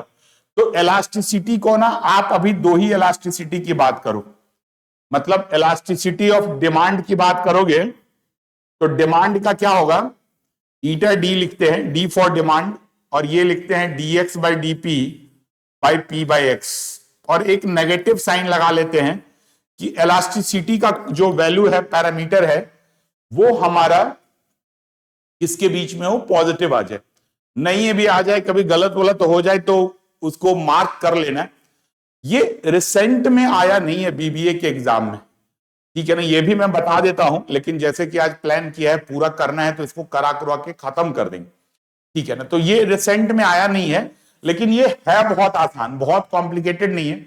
दूसरी बात क्या है कि जब हम लोग इंटीग्रेशंस की बात करेंगे, जो बीबीए वाले हैं यूनिट 4 के लिए करेंगे, कुछ बच्चे के सर बीकॉम वालों से क्या दुश्मनी है, दुश्मनी नहीं है, एक ही बात है, लेकिन अब बार बार मेरे को बीबीए अभी आ जाता है मुंह पे, तो इसलिए मैं बोल पाता हूं। तो देखो आपको क्या करना है कि dx by D P over P by x निकाल लो, और इसको ईटा डी को 1 ले लो। अब इसमें ना बहुत तरह से डेफिनेशंस है, इसमें कुछ ज्यादा है नहीं, दूसरे की बात अभी करते नहीं, ओनली डिमांड की बात करते, इलास्टिसिटी ऑफ डिमांड की बात करते, कंफ्यूज नहीं करते। डिमांड को एक बार सेटल कर लेंगे, फिर उसके बाद सप्लाई की भी बात करेंगे, सप्लाई भी यही होता है, बस माइनस नहीं होता है, ठीक है। तो अभी आप डिमांड की बात कर लो। अब देखो इनमें क्या क्या होता है, कुछ पार्ट होता है, क्या होता है, अगर ईटा डी की वैल्यू आप निकालते हो, और ईटा डी की वैल्यू एक कैटेगरी लिख लो, अगर इंफिनिटी आ जाता है तो हम लोग इसको बोलते हैं परफेक्टली इलास्टिक, ठीक है जी, ये कैटेगरी है, ये ध्यान रखना है। ईटा डी अगर हमारे पास 1 से इंफिनिटी है तो इलास्टिक बोलते हो, अगर ये ईटा डी हमारा 1 है तो इसको यूनिट इलास्टिक बोलते हो, ठीक है जी। अगर ये ईटा डी मतलब मॉड ऑफ ईटा डी, मेरे कहने का मतलब ये नेगेटिव वोटिव लगाने के बाद अगर आप कंफ्यूज हो रहे हो तो ये मॉड ईटा डी मतलब मॉड ईटा डी ही रख लो, तभी ये पहले नेगेटिव लगा दिया। और ईटा डी अगर 0 से 1 के बीच में है तो ये इस डिमांड को हम क्या बोलते हैं, इन इलास्टिक बोलते हैं। और ईटा डी अगर हमारे पास, ठीक है जी, ईटा डी इज 0 है तो इसको क्या बोलते हैं, परफेक्टली इन इलास्टिक, ये तरीका है। तो ये एक पार्ट आपको याद रखना है, ये पॉइंट रखना है।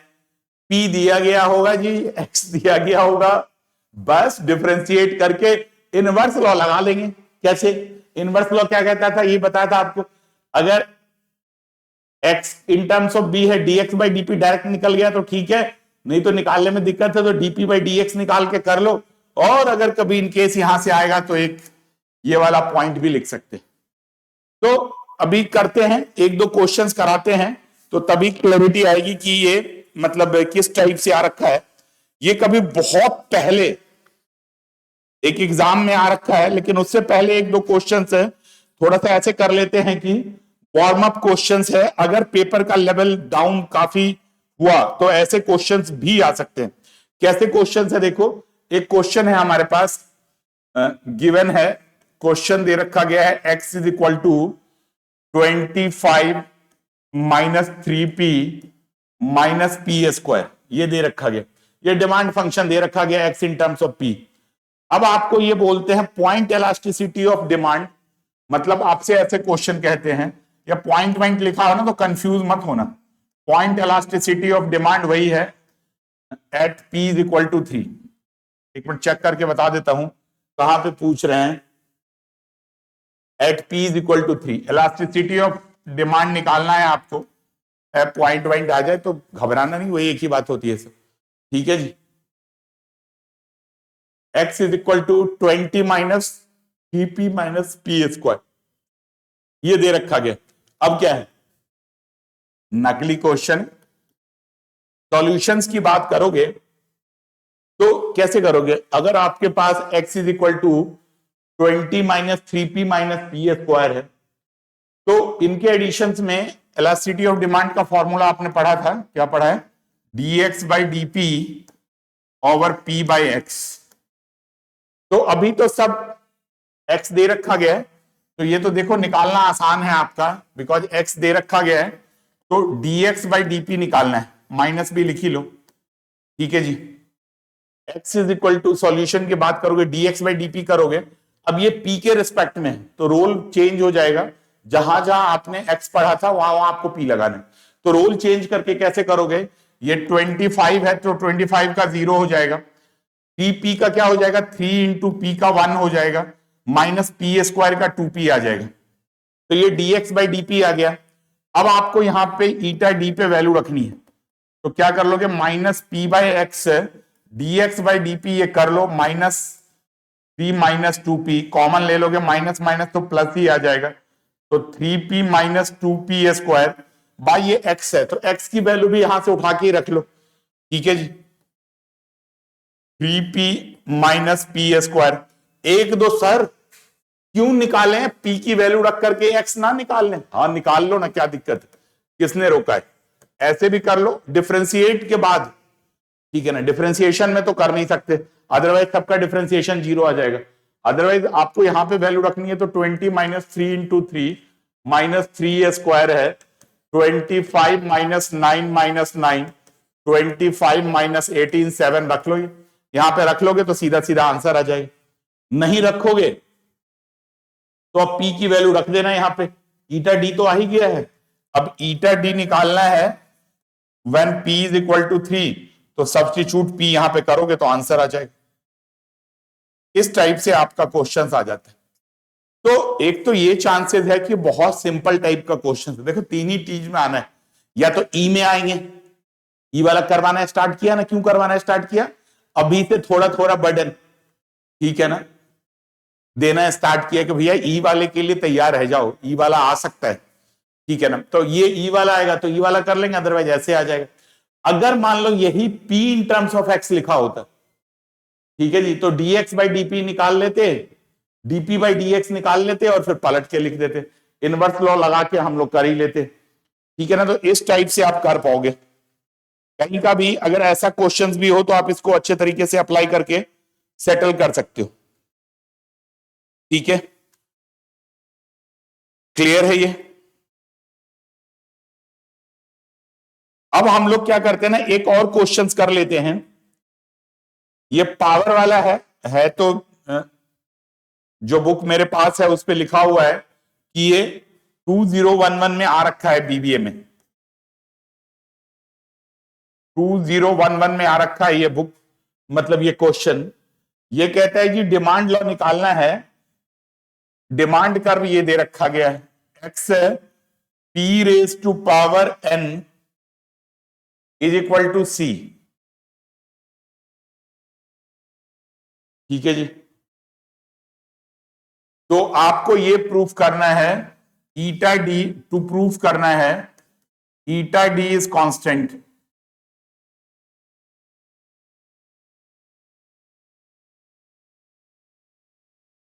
ये आपको प्रूफ करना है जी, ऐसा दे रखा गया है।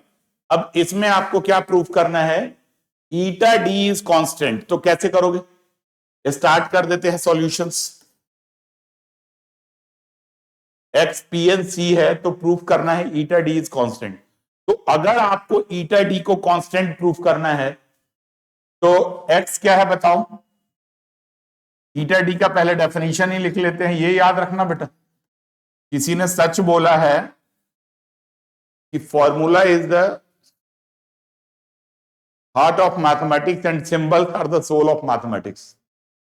बिना हार्ट के तो जिंदा रहोगे नहीं बेटा, टकाटक टकाटक टकाटक निकल लोगे ऊपर। और सिंबल भी बड़ा इंपॉर्टेंट होता है, डी यू जो यही है, ये सब भी अपना रोल प्ले करता है। ये दे रखा गया है माइनस पी बाई एक्स।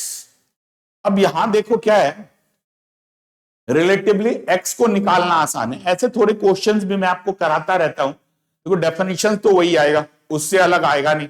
लेकिन अगर आप क्वेश्चंस करते रहोगे तो आपको क्या होगा कि अगर कभी रेयरेस्ट ऑफ रेयर वाला सिचुएशन आ गया, कोई घटिया दे दिया, तो भी डरना नहीं है, ठीक है ना। अपने अंदर के फ्लावर को छोड़ के फायर निकालो, और आजकल तो वाइल्ड फायर चल रहा है पुष्पा जी के लैंग्वेज में, तो बस यहां से उसको भी कर पाओगे। तो देखो स्टार्ट करते हैं इसका सॉल्यूशन में। एक्स का ही वैल्यू निकाल लो, गिवन क्या है, एक्स को ऐसे निकाल लो सी बाई पी एन, चाहो तो इसको p raise to power minus n लिख लो, ये एक्स की वैल्यू आ जाएगी c p raise to power minus N.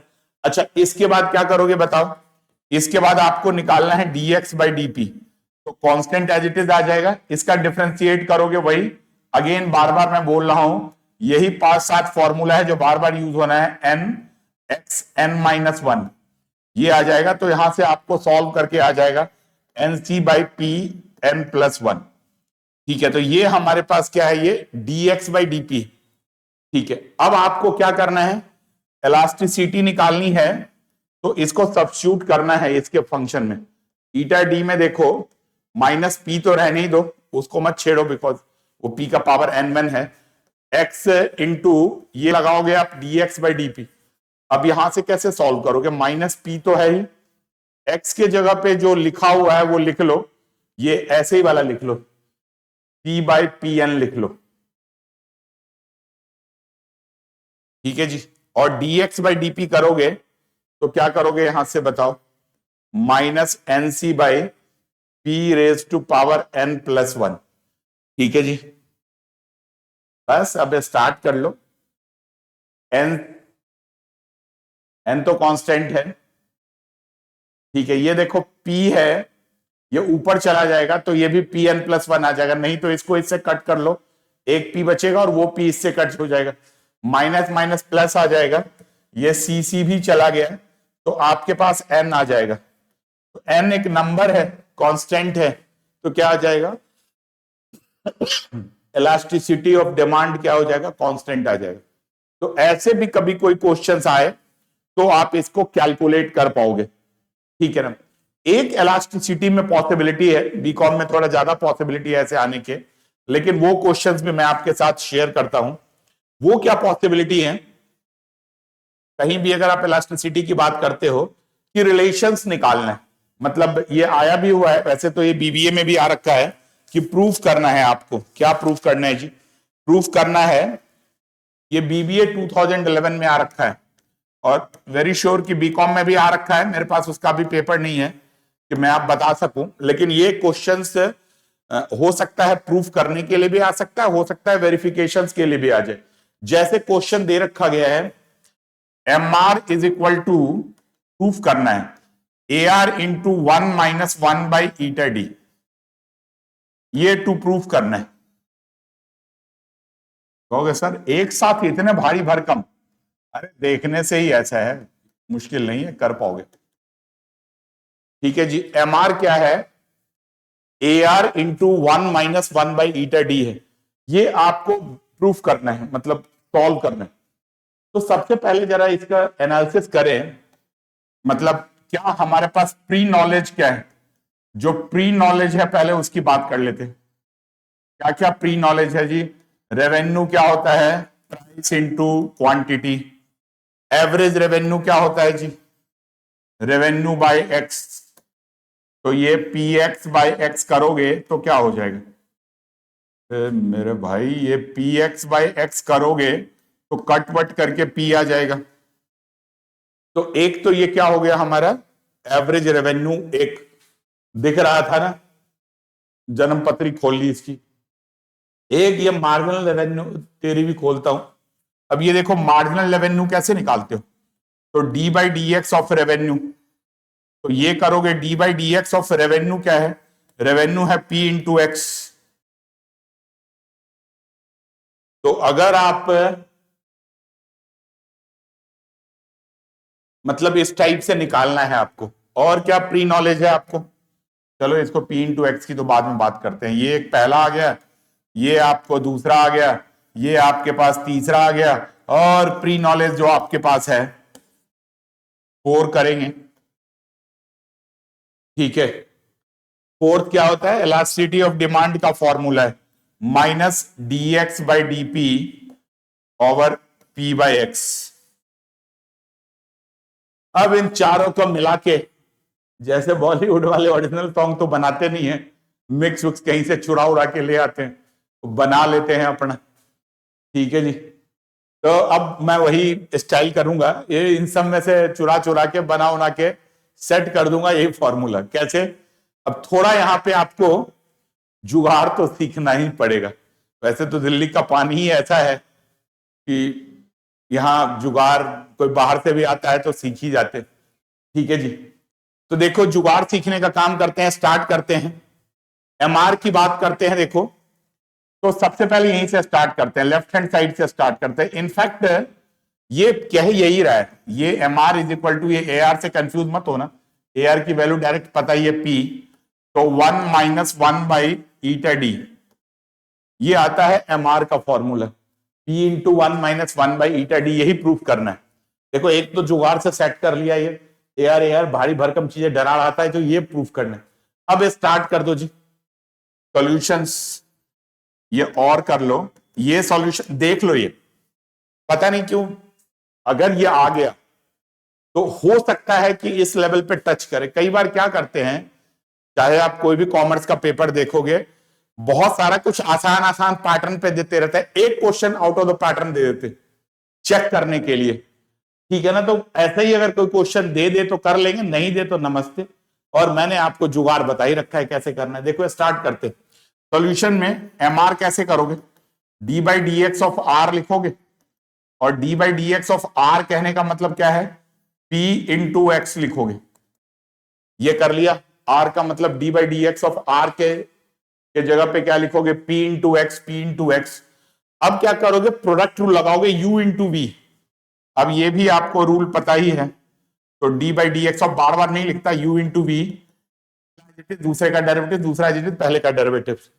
ठीक है जी, उन्हीं पहले वाले वीडियो में 1-1.5 घंटे स्टार्ट में देखोगे ना, सब ये क्लियर हो जाएगा, बार बार हो जाएगा, तो आपको दिक्कत नहीं आएगी। पी पहला लिख लो एज इट इज, फिर D of D x of x plus क्या, पी ये एक्स है into D P of D x,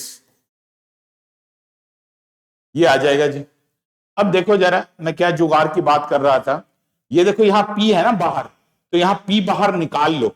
अच्छा नहीं, एक और सॉल्व कर लेते हैं, डी एक्स बाई एक्स 1 आ जाएगा, plus x into D P by D x.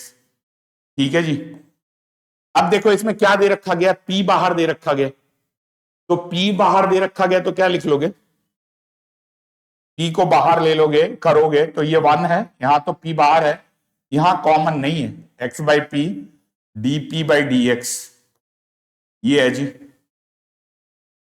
आया समझ में? अब कहोगे सर ये पी तो सेट हो गया, ये नहीं सेट हो रहा है, तो अभी कर देते हैं बेटा, ये लो, ये नीचे ईटा डी है, तो इसको पलटो जरा, यहां से पलटोगे तो 1 बाई ईटा डी करोगे तो क्या हो जाएगा बताओ? पलटोगे तो ये पलट जाएगा, सारा इनवर्स आ जाएगा, DP by D X into X by P into minus, आ गया जी। अब कहते सर यहां माइनस भी लगा हुआ है, तो कोई बात नहीं, एक माइनस और लगा देते हैं। हा, यही तो आ गया, जिसकी रिक्वायरमेंट थी वही आ गया। कई बार ऐसा होता है ना, मन करता है हा यहां पे कुछ अच्छा खाने का मिल जाए रेस्टोरेंट, और वही मिल जाता है जी दूर में। तो ये ऐसे देखो, यही चाहिए था, ये पलट के यही आ गया, तो इसको यहां से कॉपी कर लो, कॉपी पेस्ट करने में आप एक्सपर्ट हो। सारा प्रोजेक्ट, सारा असाइनमेंट आप लोगों ने इसी पे बना दिया है। ठीक है, मजा आ गया देख के मेरे को तो असाइनमेंट सारे। ठीक है, P into 1 plus minus 1 by N D, तो कैसे निकालोगे? P into 1 minus 1 by N D आ गया, तो ये प्रूव्ड हो गया जी। ठीक है, तो इस तरीके से आप क्या कर पाओगे? ये प्रूफ कर पाओगे। तो इन केस बहुत लेस चांस है इसका प्रूफ आने का, बट इन केस अगर इसका प्रूफ आ जाए, पहले बोला ना कुछ छोड़ के नहीं चलूंगा, कोशिश करूंगा कि मैक्सिमम टू मैक्सिमम कवर कर ले। अगर इन केस इसका प्रूफ आ जाए तो इसको ऐसे ही निपटाओगे। ठीक है, अगर एक बार में ना समझ में आए तो पॉज वॉज करके रिपीट करके इसको देख लेना। ठीक है, एक दो बार लिख लोगे ना तो मतलब जुगाड़ हमारे ब्लड में शामिल है बेटा, तो हम कर लेंगे इसमें, मेरे को पूरा ना तो आप लोग पे डाउट है, आपके टैलेंट पे बिल्कुल मैं क्वेश्चन मार्क नहीं करता, तो ये आप कर लोगे अच्छे तरीके से। ठीक है जी, तो आई थिंक आपको ये सारा का सारा समझ में आ गया, क्लियर हो गया अच्छे तरीके से। इसके बाद एक और इसमें फॉर्मूला बन सकता है, इसकी पॉसिबिलिटीज बन सकती है एक टाइप के क्वेश्चंस की, कि जो पढ़ा है ना उनसे कोई एक डायरेक्ट रिलेशन पूछ सकते हैं। कैसे? जैसे अभी आपने पढ़ा था M R is equal to A R into 1 minus 1 by n d, ये ऐसे भी कर सकते हैं। कैसे? मतलब एक रिजल्ट भी निकाल सकते हैं, M R is equal to A R minus A R by n d, इसको इधर ले आओ, A R by n d is equal to A R minus M R, इसको इधर ले आओ। एन डी निकालना चाहते हैं basically, n d is equal to क्या करोगे? A R by A R minus M R. मतलब कई बार ये क्या करते हैं कि ये तीन वेरिएबल घूम रहा है, कौन सा? Elasticity of demand, average revenue और मार्जिनल रेवेन्यू। इस तीन में कोई दो दे देते हैं और आपको कहते हैं कि उसको कैलकुलेट करो। देखो दो टाइप का क्वेश्चन हो गया, एक तो प्रूफ करने वाला हो गया, तो प्रूफ करने वाला तो आप कर लोगे, उसमें आपको दिक्कत नहीं आएगी। दूसरा कौन सा क्वेश्चन होएगा जिसमें आपको ए आर दे रखा गया होगा, A R minus M R ओमार कुछ दे रखा गया होगा, वैल्यूज निकाल लोगे। बट ये बहुत सिंपल क्वेश्चंस होता है ऐसे वाले, मतलब पी दे रखा गया है जी, वैल्यू दे रखी गई है, ए आर दे रखा गया है, ईटा डी कोई भी दे देंगे तो आप यहां से निकाल लोगे। ठीक है ना? एक और टाइप का क्वेश्चन होता है, वो कराता तो नहीं हूं, लेकिन जैसे ईटा डी निकल गया और ये दे रखा गया जी, परसेंटेज चेंज इन एक्स दे रखा गया है, और ऐसे परसेंटेज चेंज, ये अनदर टाइप है बेटा, परसेंटेज चेंज इन पी दे रखा गया। आओ जी, एक दे रखा गया होगा, पूछेंगे बताओ क्या है। जैसे मान लो ईटा डी दे रखा गया आपका 2, अब परसेंटेज चेंज इन पी दे रखा गया है 5%, तो बताओ परसेंटेज चेंज इन एक्स क्या होगा? इस सब टाइप से। ओहो, नकली क्वेश्चन, ये मल्टीप्लाई कर दो तो परसेंटेज चेंज इन एक्स क्या आ जाएगा? चेंज इन एक्स 10% हो जाएगा। तो इस सब टाइप का क्वेश्चन दे सकते, तो बस इससे बाहर इनके लिमिट नहीं है। ठीक है ना? फिर ये प्रूफ करेंगे, कुछ इको के कॉन्सेप्ट यूज करने के लिए, प्रूफ करने के लिए इसको बार बार यूज करते। ठीक है ना? क्या है जी, एम आर में क्या रिलेशन है, ए आर में क्या रिलेशन है, कहां क्या रिलेशन है, कर्व ऐसे जाएगी, कर्व ऐसे जाएगी। अभी बिजनेस मैथ्स के लिए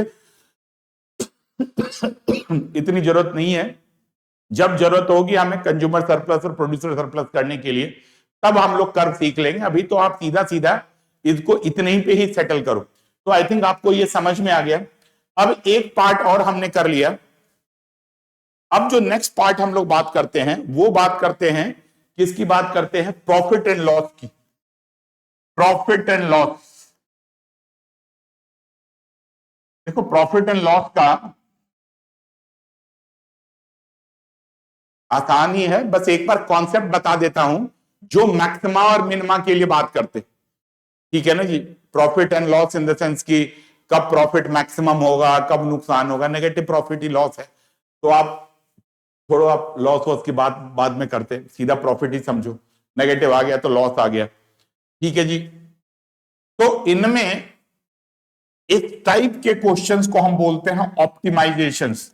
ऑप्टिमाइजेशंस मतलब मैक्सिमा मिनिमा करना, ठीक है ना। ऑप्टिमाइजेशंस प्रॉब्लम बोलते, क्या बोलते हैं ऐसे वाले क्वेश्चंस को? हम लोग बोलते हैं ऑप्टिमाइजेशंस प्रॉब्लम। ऑप्टिमाइज करना किनको? इन्हीं मैक्सिमा और मिनिमा के क्वेश्चंस को। तो एग्जांपल से ही करेंगे, बट एक बार क्विक रिकैप आपको स्टेप्स बता देता हूं कि कितने स्टेप्स होते हैं जिस किसी को भी मैक्सिमम मिनिमम करना होता है। दोनों में बता देता हूं, एक फंक्शन लेके, एफ एक्स लेके और एक वाई लेके, मतलब है वही चीज, फर्क कुछ नहीं है। स्टेप वन में क्या करते हैं ना, एफ डैश एक्स निकालो। यहां पे किसके बराबर होता है जी? D Y by D X के बराबर। स्टेप टू में क्या करते हैं? एफ डैश एक्स निकाल के उसको जीरो करो। यहां पे क्या कर लोगे? D Y by D x को जीरो करो, ठीक है जी। स्टेप थ्री में क्या करते हैं? सॉल्व करो। सॉल्व करके पॉसिबल पॉइंट निकालो। सॉल्व करके आपको क्या करना है? यहां से पॉसिबल पॉइंट निकालना है, ठीक है जी। क्या निकालना है? पॉसिबल पॉइंट निकालना है। जो भी सॉल्व करके आएगा, J X is equal to x1, x2, x3, और यहां से क्या होता है? ये हमारा होता है डबल डिफरेंशिएट करके, जो भी है सेम आएगा। स्टेप थ्री में क्या करते हैं ना, आप एप्लीकेशंस में ना थर्ड सेकेंड ऑर्डर डेरिवेटिव्स ही किया करो, ज्यादा वही ज्यादा आसान रहता है निकालना। F dash x x is equal to रख के देखो, अगर ये लेस देन जीरो है तो ये हमारा मैक्सिमा पॉइंट होता है, और मोर देन जीरो है तो ये मिनिमा होता है। यहां पे भी यही है, डबल डिफरेंशिएट करके देखो, अगर वो पॉइंट रख के देखो, जो भी पॉसिबल निकाला लेस देन जीरो है तो मैक्सिमा है, मोर देन जीरो है तो मिनिमा। ये वन वेरिएबल का इतना ही फंड है, ठीक है ना। करना क्या होता है? करना होता है प्रॉफिट को मैक्सिमम। बताया ना हर्षद मेहता स्कैम वाला जो कहानी है, ठीक है जी। क्या करना होता है? प्रॉफिट को मैक्सिमम और कॉस्ट को मिनिमम, ठीक है जी। एवरेज कॉस्ट को मिनिमम, इन्हीं सब का काम करना है। तो हमें तो इको की कोई दिमाग नहीं लगानी जी, कौन से कर्व कहां कट रहा है, कौन सा, अरे गोली मारो, दिमाग को टेंशन फ्री हो जाओ। क्या करना है आपको? एक ही काम करना है, क्वेश्चन देखना है, और वो जो सबसे पहले दूसरे पेज पे फॉर्मूला लिखा था, सारा फॉर्मूला निकाल दो जी। ए सी दे रखा गया है, क्या सी करना है, सी निकाल लिया, उसके बाद आ जाओ जी। आया समझ में? तो बहुत सारे चीजों का यही एक ही सॉल्यूशन है। फॉर्मूला डेफिनेशन से कर लोगे, एमआर एमसी एमसी जो भी काम निकाल लेना। प्रॉफिट का मतलब ये होता है, प्रॉफिट का मतलब होता है रेवेन्यू माइनस कॉस्ट। इसके बाद जिसको भी मिनिमम मैक्सिमम करने की कोशिश करें, उन्हीं को आप डिफरेंशिएट करो, उन्हीं को डिफरेंशिएट करके उनकी वैल्यूज आप निकाल सकते हो, ठीक है। जो 202324 में आ रखा है वो तो बहुत सीधा ही है, स्ट्रेट है, इसीलिए मैं उस पर नहीं जाता, वो उस वाले में मैंने करवा रखा है। अब एक काम करते हैं, कुछ मैं क्वेश्चंस ले लेता हूं मैक्सिमम मिनिमम प्रॉफिट करने का, और फिर उसके बाद हम लोग क्या करेंगे, सीधा सीधा ही क्वेश्चंस करना स्टार्ट कर देंगे। मतलब जो प्रीवियस ईयर का आ रखा है। अब देखो कुछ तो बहुत ही नकली क्वेश्चंस होता है, जैसे ऐसे क्वेश्चन दे रखा गया है, नकली इन द सेंस मतलब बहुत ही हल्के लेवल का क्वेश्चंस होता है।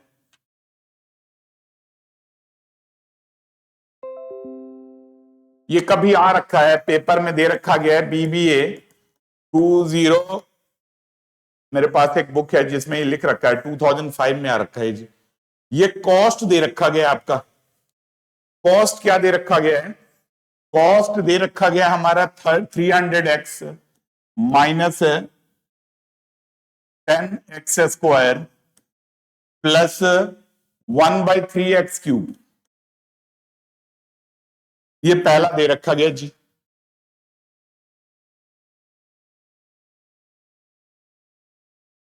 अब कहता है क्या हो, x का कौन सा आउटपुट हो, फाइंड x, जैसे ऐसे दे रखा गया, बहुत सारे पार्ट हैं।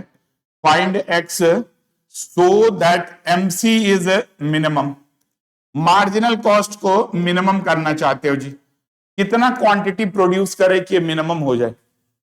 अब जी आ गया ना पकड़ में, करना क्या है, मार्जिनल कॉस्ट का निकालना है जी। अब ये कॉस्ट से पहला सॉल्यूशन इसकी बात कर लेते हैं। पहला सॉल्यूशन एमसी निकालना है तो एमसी निकाल लो। एमसी का फॉर्मूला ले लो जी, क्या है एमसी का, डी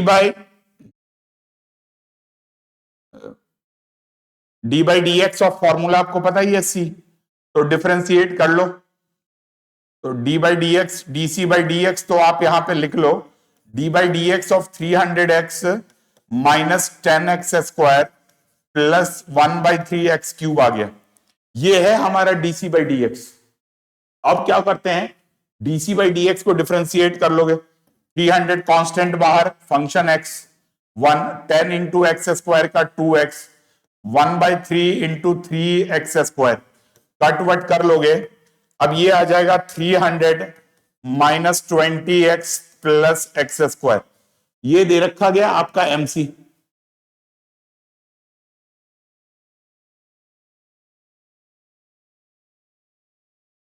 ठीक है जी। अब आपको मिनिमम मैक्सिमम करना है। अगर बहुत कंफ्यूजन है तो ये मत सोचना सर एक बार डिफरेंशिएट कर लिया। अब आपका मेन काम क्या है, अब आपके पास जो मेन फंक्शन है वो यही है जी, 300 माइनस 2x प्लस x²। तो अब आप क्या निकालोगे, एमसी है 300 minus 2x plus x² plus x²। ये क्या दे रखा गया, ये आपके पास एमसी दे रखा गया। अब इन्हीं को आपको मिनिमम करना है। तो अगर आपको बहुत ज्यादा कंफ्यूजन हो तो इन्हीं को एफएक्स ले लो ना, और नहीं तो अगर आप कंफर्टेबल हो तो एमसी एमसी लिखते रहो। ठीक है, अगर कंफ्यूजन नहीं है तो फिर आप, अगर आप यहां से करना है तो आप यहां से एमसी को ले लो, अदरवाइज इसी को एफएक्स ले लो। ये भी ठीक रहता है एफएक्स लेना ना, मतलब कंफ्यूजन ही नहीं है, ज्यादा दिमाग में टेंशन देने का ही नहीं। 200 माइनस 2x प्लस x²। ठीक है जी। अब क्या है, अब आप इसको क्या कर लोगे, एफ डैश एक्स निकाल लो यहीं से,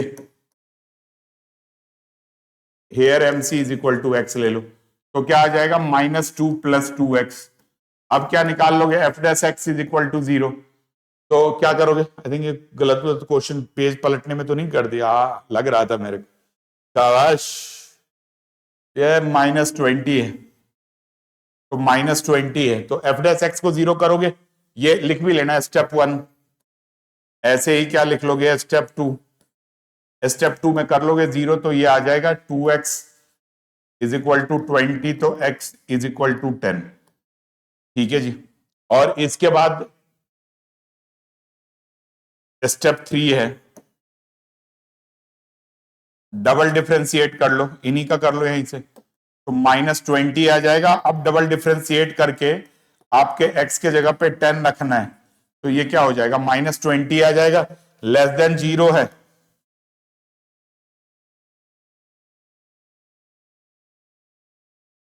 कुछ गड़बड़ कर दी क्या,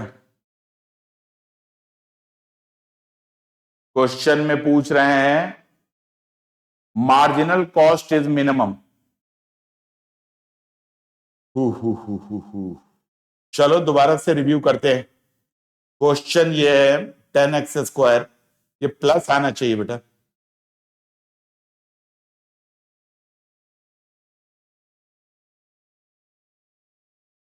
डबल डिफरेंशिएशन में मिस्टेक करी है।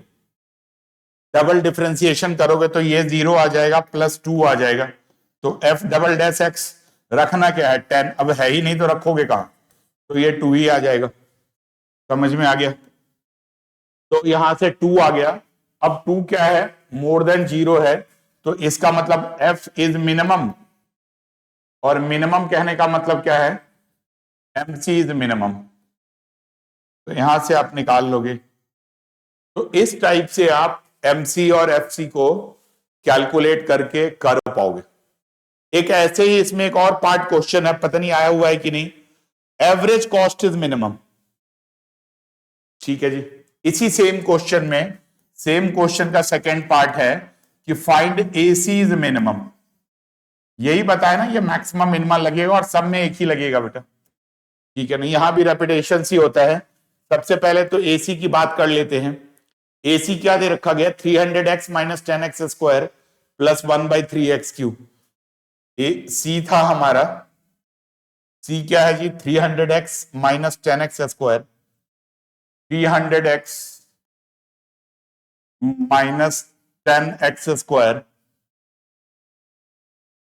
प्लस 1/3x³ प्लस 1/3x³ है ये। ठीक है, ये हमारा पॉइंट है। अब क्या करना है, अगर आपको माइक को एक चेक कर लेता हूं ना बेटा, पता चला आवाज ही ना हो, तो ये एसी को मिनिमम करना है, तो पहले तो एसी जाओ जी, एसी सी बाई एक्स, फटाफट 300 है माइनस 10x, एक्स कम करना है एक पावर, एक्स स्क्वायर बाई 3, ये आ गया जी एसी।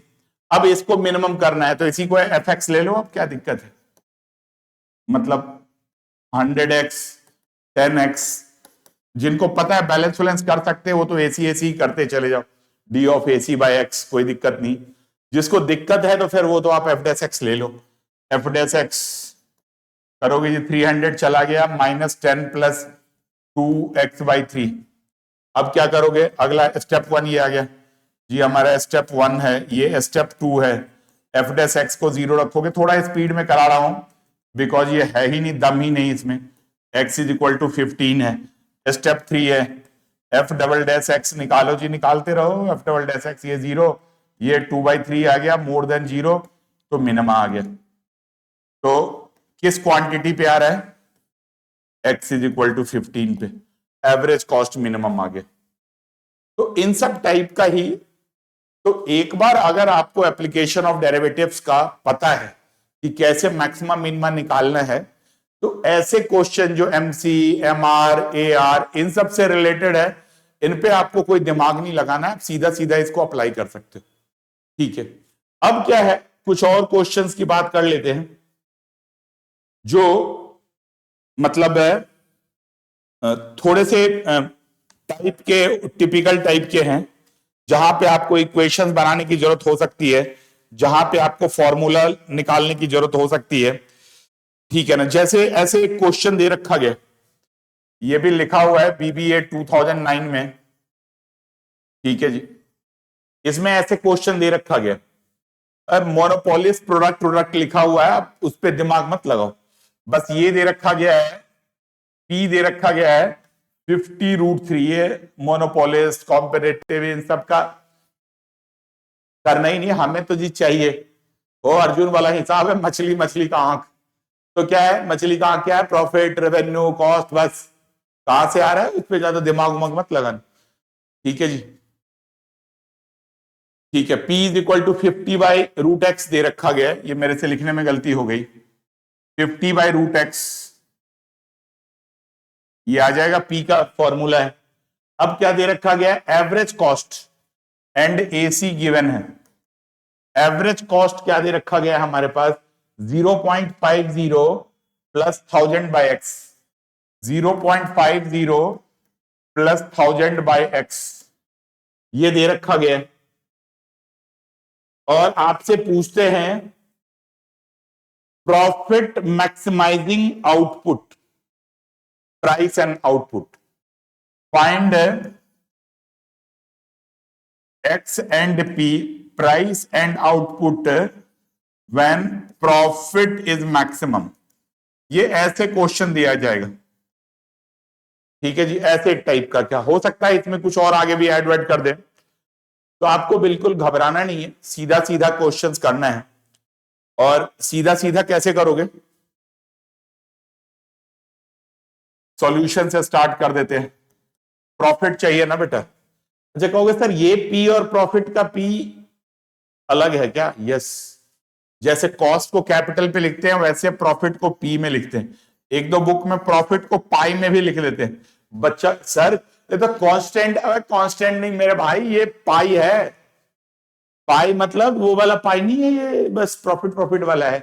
अपना ही रूल बनाना है जी। ठीक है जी, जैसे रूल बना रखा है आप तो फॉलो करो। ठीक है जी, अगर आप चाहते हो कि आपके नंबर ठीक आए तो ये देखो, बट आप इसको कम यूज करो अपनी तरफ से। अगर पाई ना लिखा हो तो फिर पी ही यूज करो।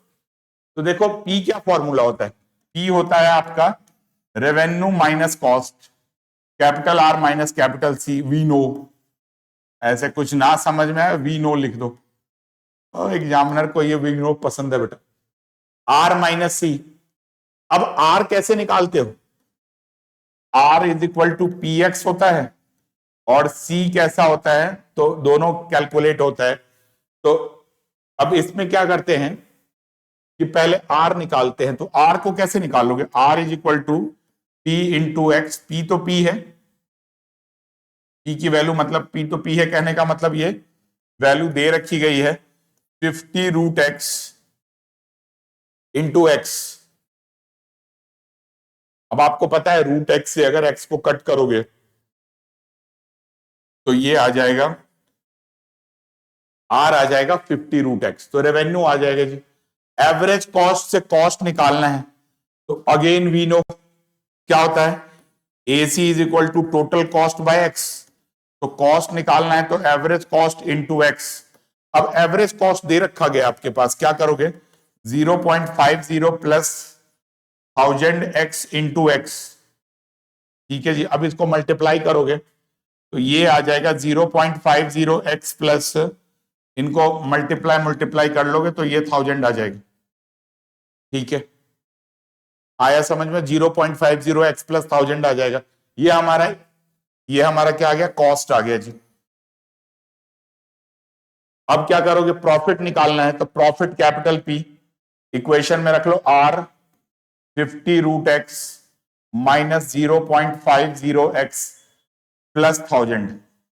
थोड़ा सा जब ये माइनस वाइनस कर रहे हो ना तो ब्रैकेट का ध्यान दे देना, क्योंकि कई बार वो कैलकुलेशंस में मिस्टेक हो जाते हैं, तो तभी मैंने ये ब्रैकेट लगा लिया। ठीक है जी, अब आपको क्या करना है, ये प्रॉफिट है, इनको आपको मैक्सिमम करना है। तो मैक्सिमम करने के लिए क्या करोगे, मैक्सिमम करने के लिए वही करोगे, डीपी बाई डी एक्स निकालोगे।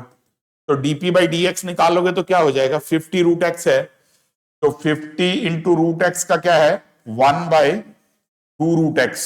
ये भी डिफरेंशिएशन का मॉड्यूल देखोगे, जो वन शॉट बनाया था उसमें बता रखा था कि इस टाइप से करना है। माइनस यहां पे करोगे 0.50 एक्स का 1 और ये कांस्टेंट 0 ही हो जाएगा। तो ये स्टेप 1 आ गया, इनको बार बार आप लिखोगे, स्टेप 1 है। इसके बाद क्या करोगे, स्टेप 2। ठीक है जी, स्टेप 2 में क्या करोगे, जो ये कर रखे हो डीपी बाई डी एक्स को 0 करोगे। 0 करोगे तो 50/2 करोगे तो ये आ जाएगा 25/√x इज इक्वल टू 0.50। यही आ जाएगा पूरा का पूरा। अब यहां से सॉल्व फर्दर करोगे तो root x is equal to 25। ये थोड़ा कैलकुलेशन को ढंग से करना बेटा, पता चला इतना मेहनत कर रहे हो और कैलकुलेशंस के कारण काम खराब हो गए। तो ये इसको सॉर्ट आउट करोगे तो 100 आ जाएगा, 50 से 2, 2 से 50। तो यहां से अब रूट एक्स 50 है तो एक्स करोगे तो 2500 आ जाएगा। ठीक है, अभी भी पूरा नहीं हुआ है क्वेश्चन, आपको क्या करना पड़ेगा, स्टेप 3 में ऑप्टिमलिटी टेस्ट करनी पड़ेगी। अब स्टेप 3 में कैसे करोगे, स्टेप 3 में क्या था हमारे पास, गिवन क्या था, मैं यहां से कॉपी कर लेता हूं। डीपी बाई डी एक्स था हमारा 25/√x, DP by D x क्या था हमारा 25/√x ये करके मैं एक बार दिखा देता हूं। वैसे तो जिनके पास ये मैथ्स था एक 12th में, उनको तो ये इस पे ज्यादा दिक्कत नहीं आनी चाहिए। उनके लिए तो ये कॉन्सेप्ट एक बार समझ में आ गया तो फिर तो सीधा सीधा डिफरेंशिएट ही करना है। जिनके पास मैथ्स नहीं है, अपने आप को कम मत समझना, थोड़ा सा इनको प्रैक्टिस करो तो सेटल हो जाएगा। मतलब ऐसा बिल्कुल नहीं है कि आपसे नहीं होएगा, ठीक है। और dp बाई डी एक्स को again differentiating with respect to x, double differentiate करोगे तो क्या होगा, d2 pi by D x square. तो अगेन रूट एक्स आ गया। अब रूट एक्स को करने का क्या तरीका है, ये 25 है, इसको लिख लो x रेज टू पावर नीचे हाफ है -0.50, ये है, ठीक है जी। तो d2 p by D x square करोगे तो ये आ जाएगा 25 into minus half into x raise to power -हाफ -1 -0। अब ये आ जाएगा -25/2। एक्स रेस्ट में करके इसलिए दिखा रहा हूं क्योंकि कई बार ये कैलकुलेशन इस सब में ना मिस्टेक हो सकती है, तो थोड़ा संभल के, क्योंकि एंड तक नहीं लिखोगे, इधर उधर मुला के रख दोगे तो काम खराब हो जाएगा, नंबर काट लेंगे टीचर्स। तो अब आपको ये करना है d2 p by D x square. और अब आप क्या करते हो, वो पॉइंट रखो जहां पे आपने कैलकुलेट किया था 2500, तो यहां रखना पड़ेगा, इसलिए मैं ये पूरा कैलकुलेट करके दिखा रहा था। d2 p by D x square at x is equal to 2500।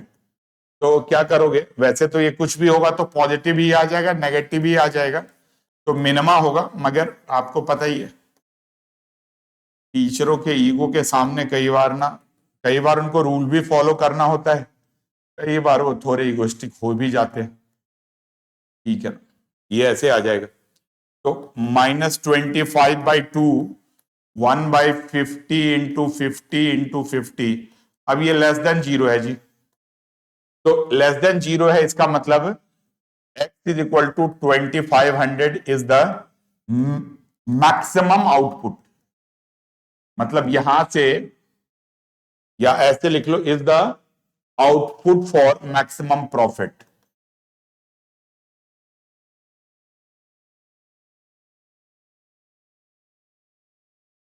ये आउटपुट किसके लिए है, ये आपके पास मैक्सिमम प्रॉफिट के लिए।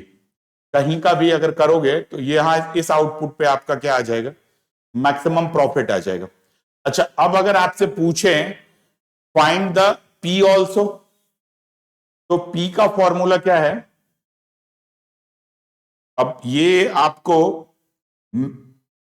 प्राइस निकालना है, तो प्राइस क्या है, 50/√x है, तो 50/√x क्या था, 2500, तो ये 50/50 है तो 1 है, तो प्राइस क्या हो जाएगा, 1 फॉर मैक्सिमम आउटपुट। तो मतलब एक बार रूल आ गया तो फिर जैसे जैसे क्वेश्चंस कहते जाए ना, बस वैसे वैसे आप ट्राई करते जाओ, फिर उसमें आपको कुछ दूसरा नया नहीं करना है, या कुछ आप उस पर बहुत अलग नहीं करते हो, तो आपका काम हो जाता है, ठीक है जी। आ गया। इस कई बार क्वेश्चंस में क्या है ना, कुछ इनके एडिशंस में भी पूछते हैं। ऐसे एक और पार्ट दे रखा गया है सेम क्वेश्चन में, at this level show that, देखो चैन इतने पे भी नहीं मिला उनको, कहते हैं एट दिस लेवल मतलब ये एक्सटेंडेड क्वेश्चन है इसी का। एट दिस लेवल ये क्या कहते हैं, शो दैट ये क्वेश्चन में दिया हुआ है बेटा कि marginal revenue is equal to marginal cost, मतलब MR is equal to MC। वाह रे वाह, ये आपको इस लेवल पे कहना है। इस लेवल कहने का मतलब क्या है, सॉल्यूशन। इस लेवल मतलब क्या, when x is equal to 50, p is equal to 1,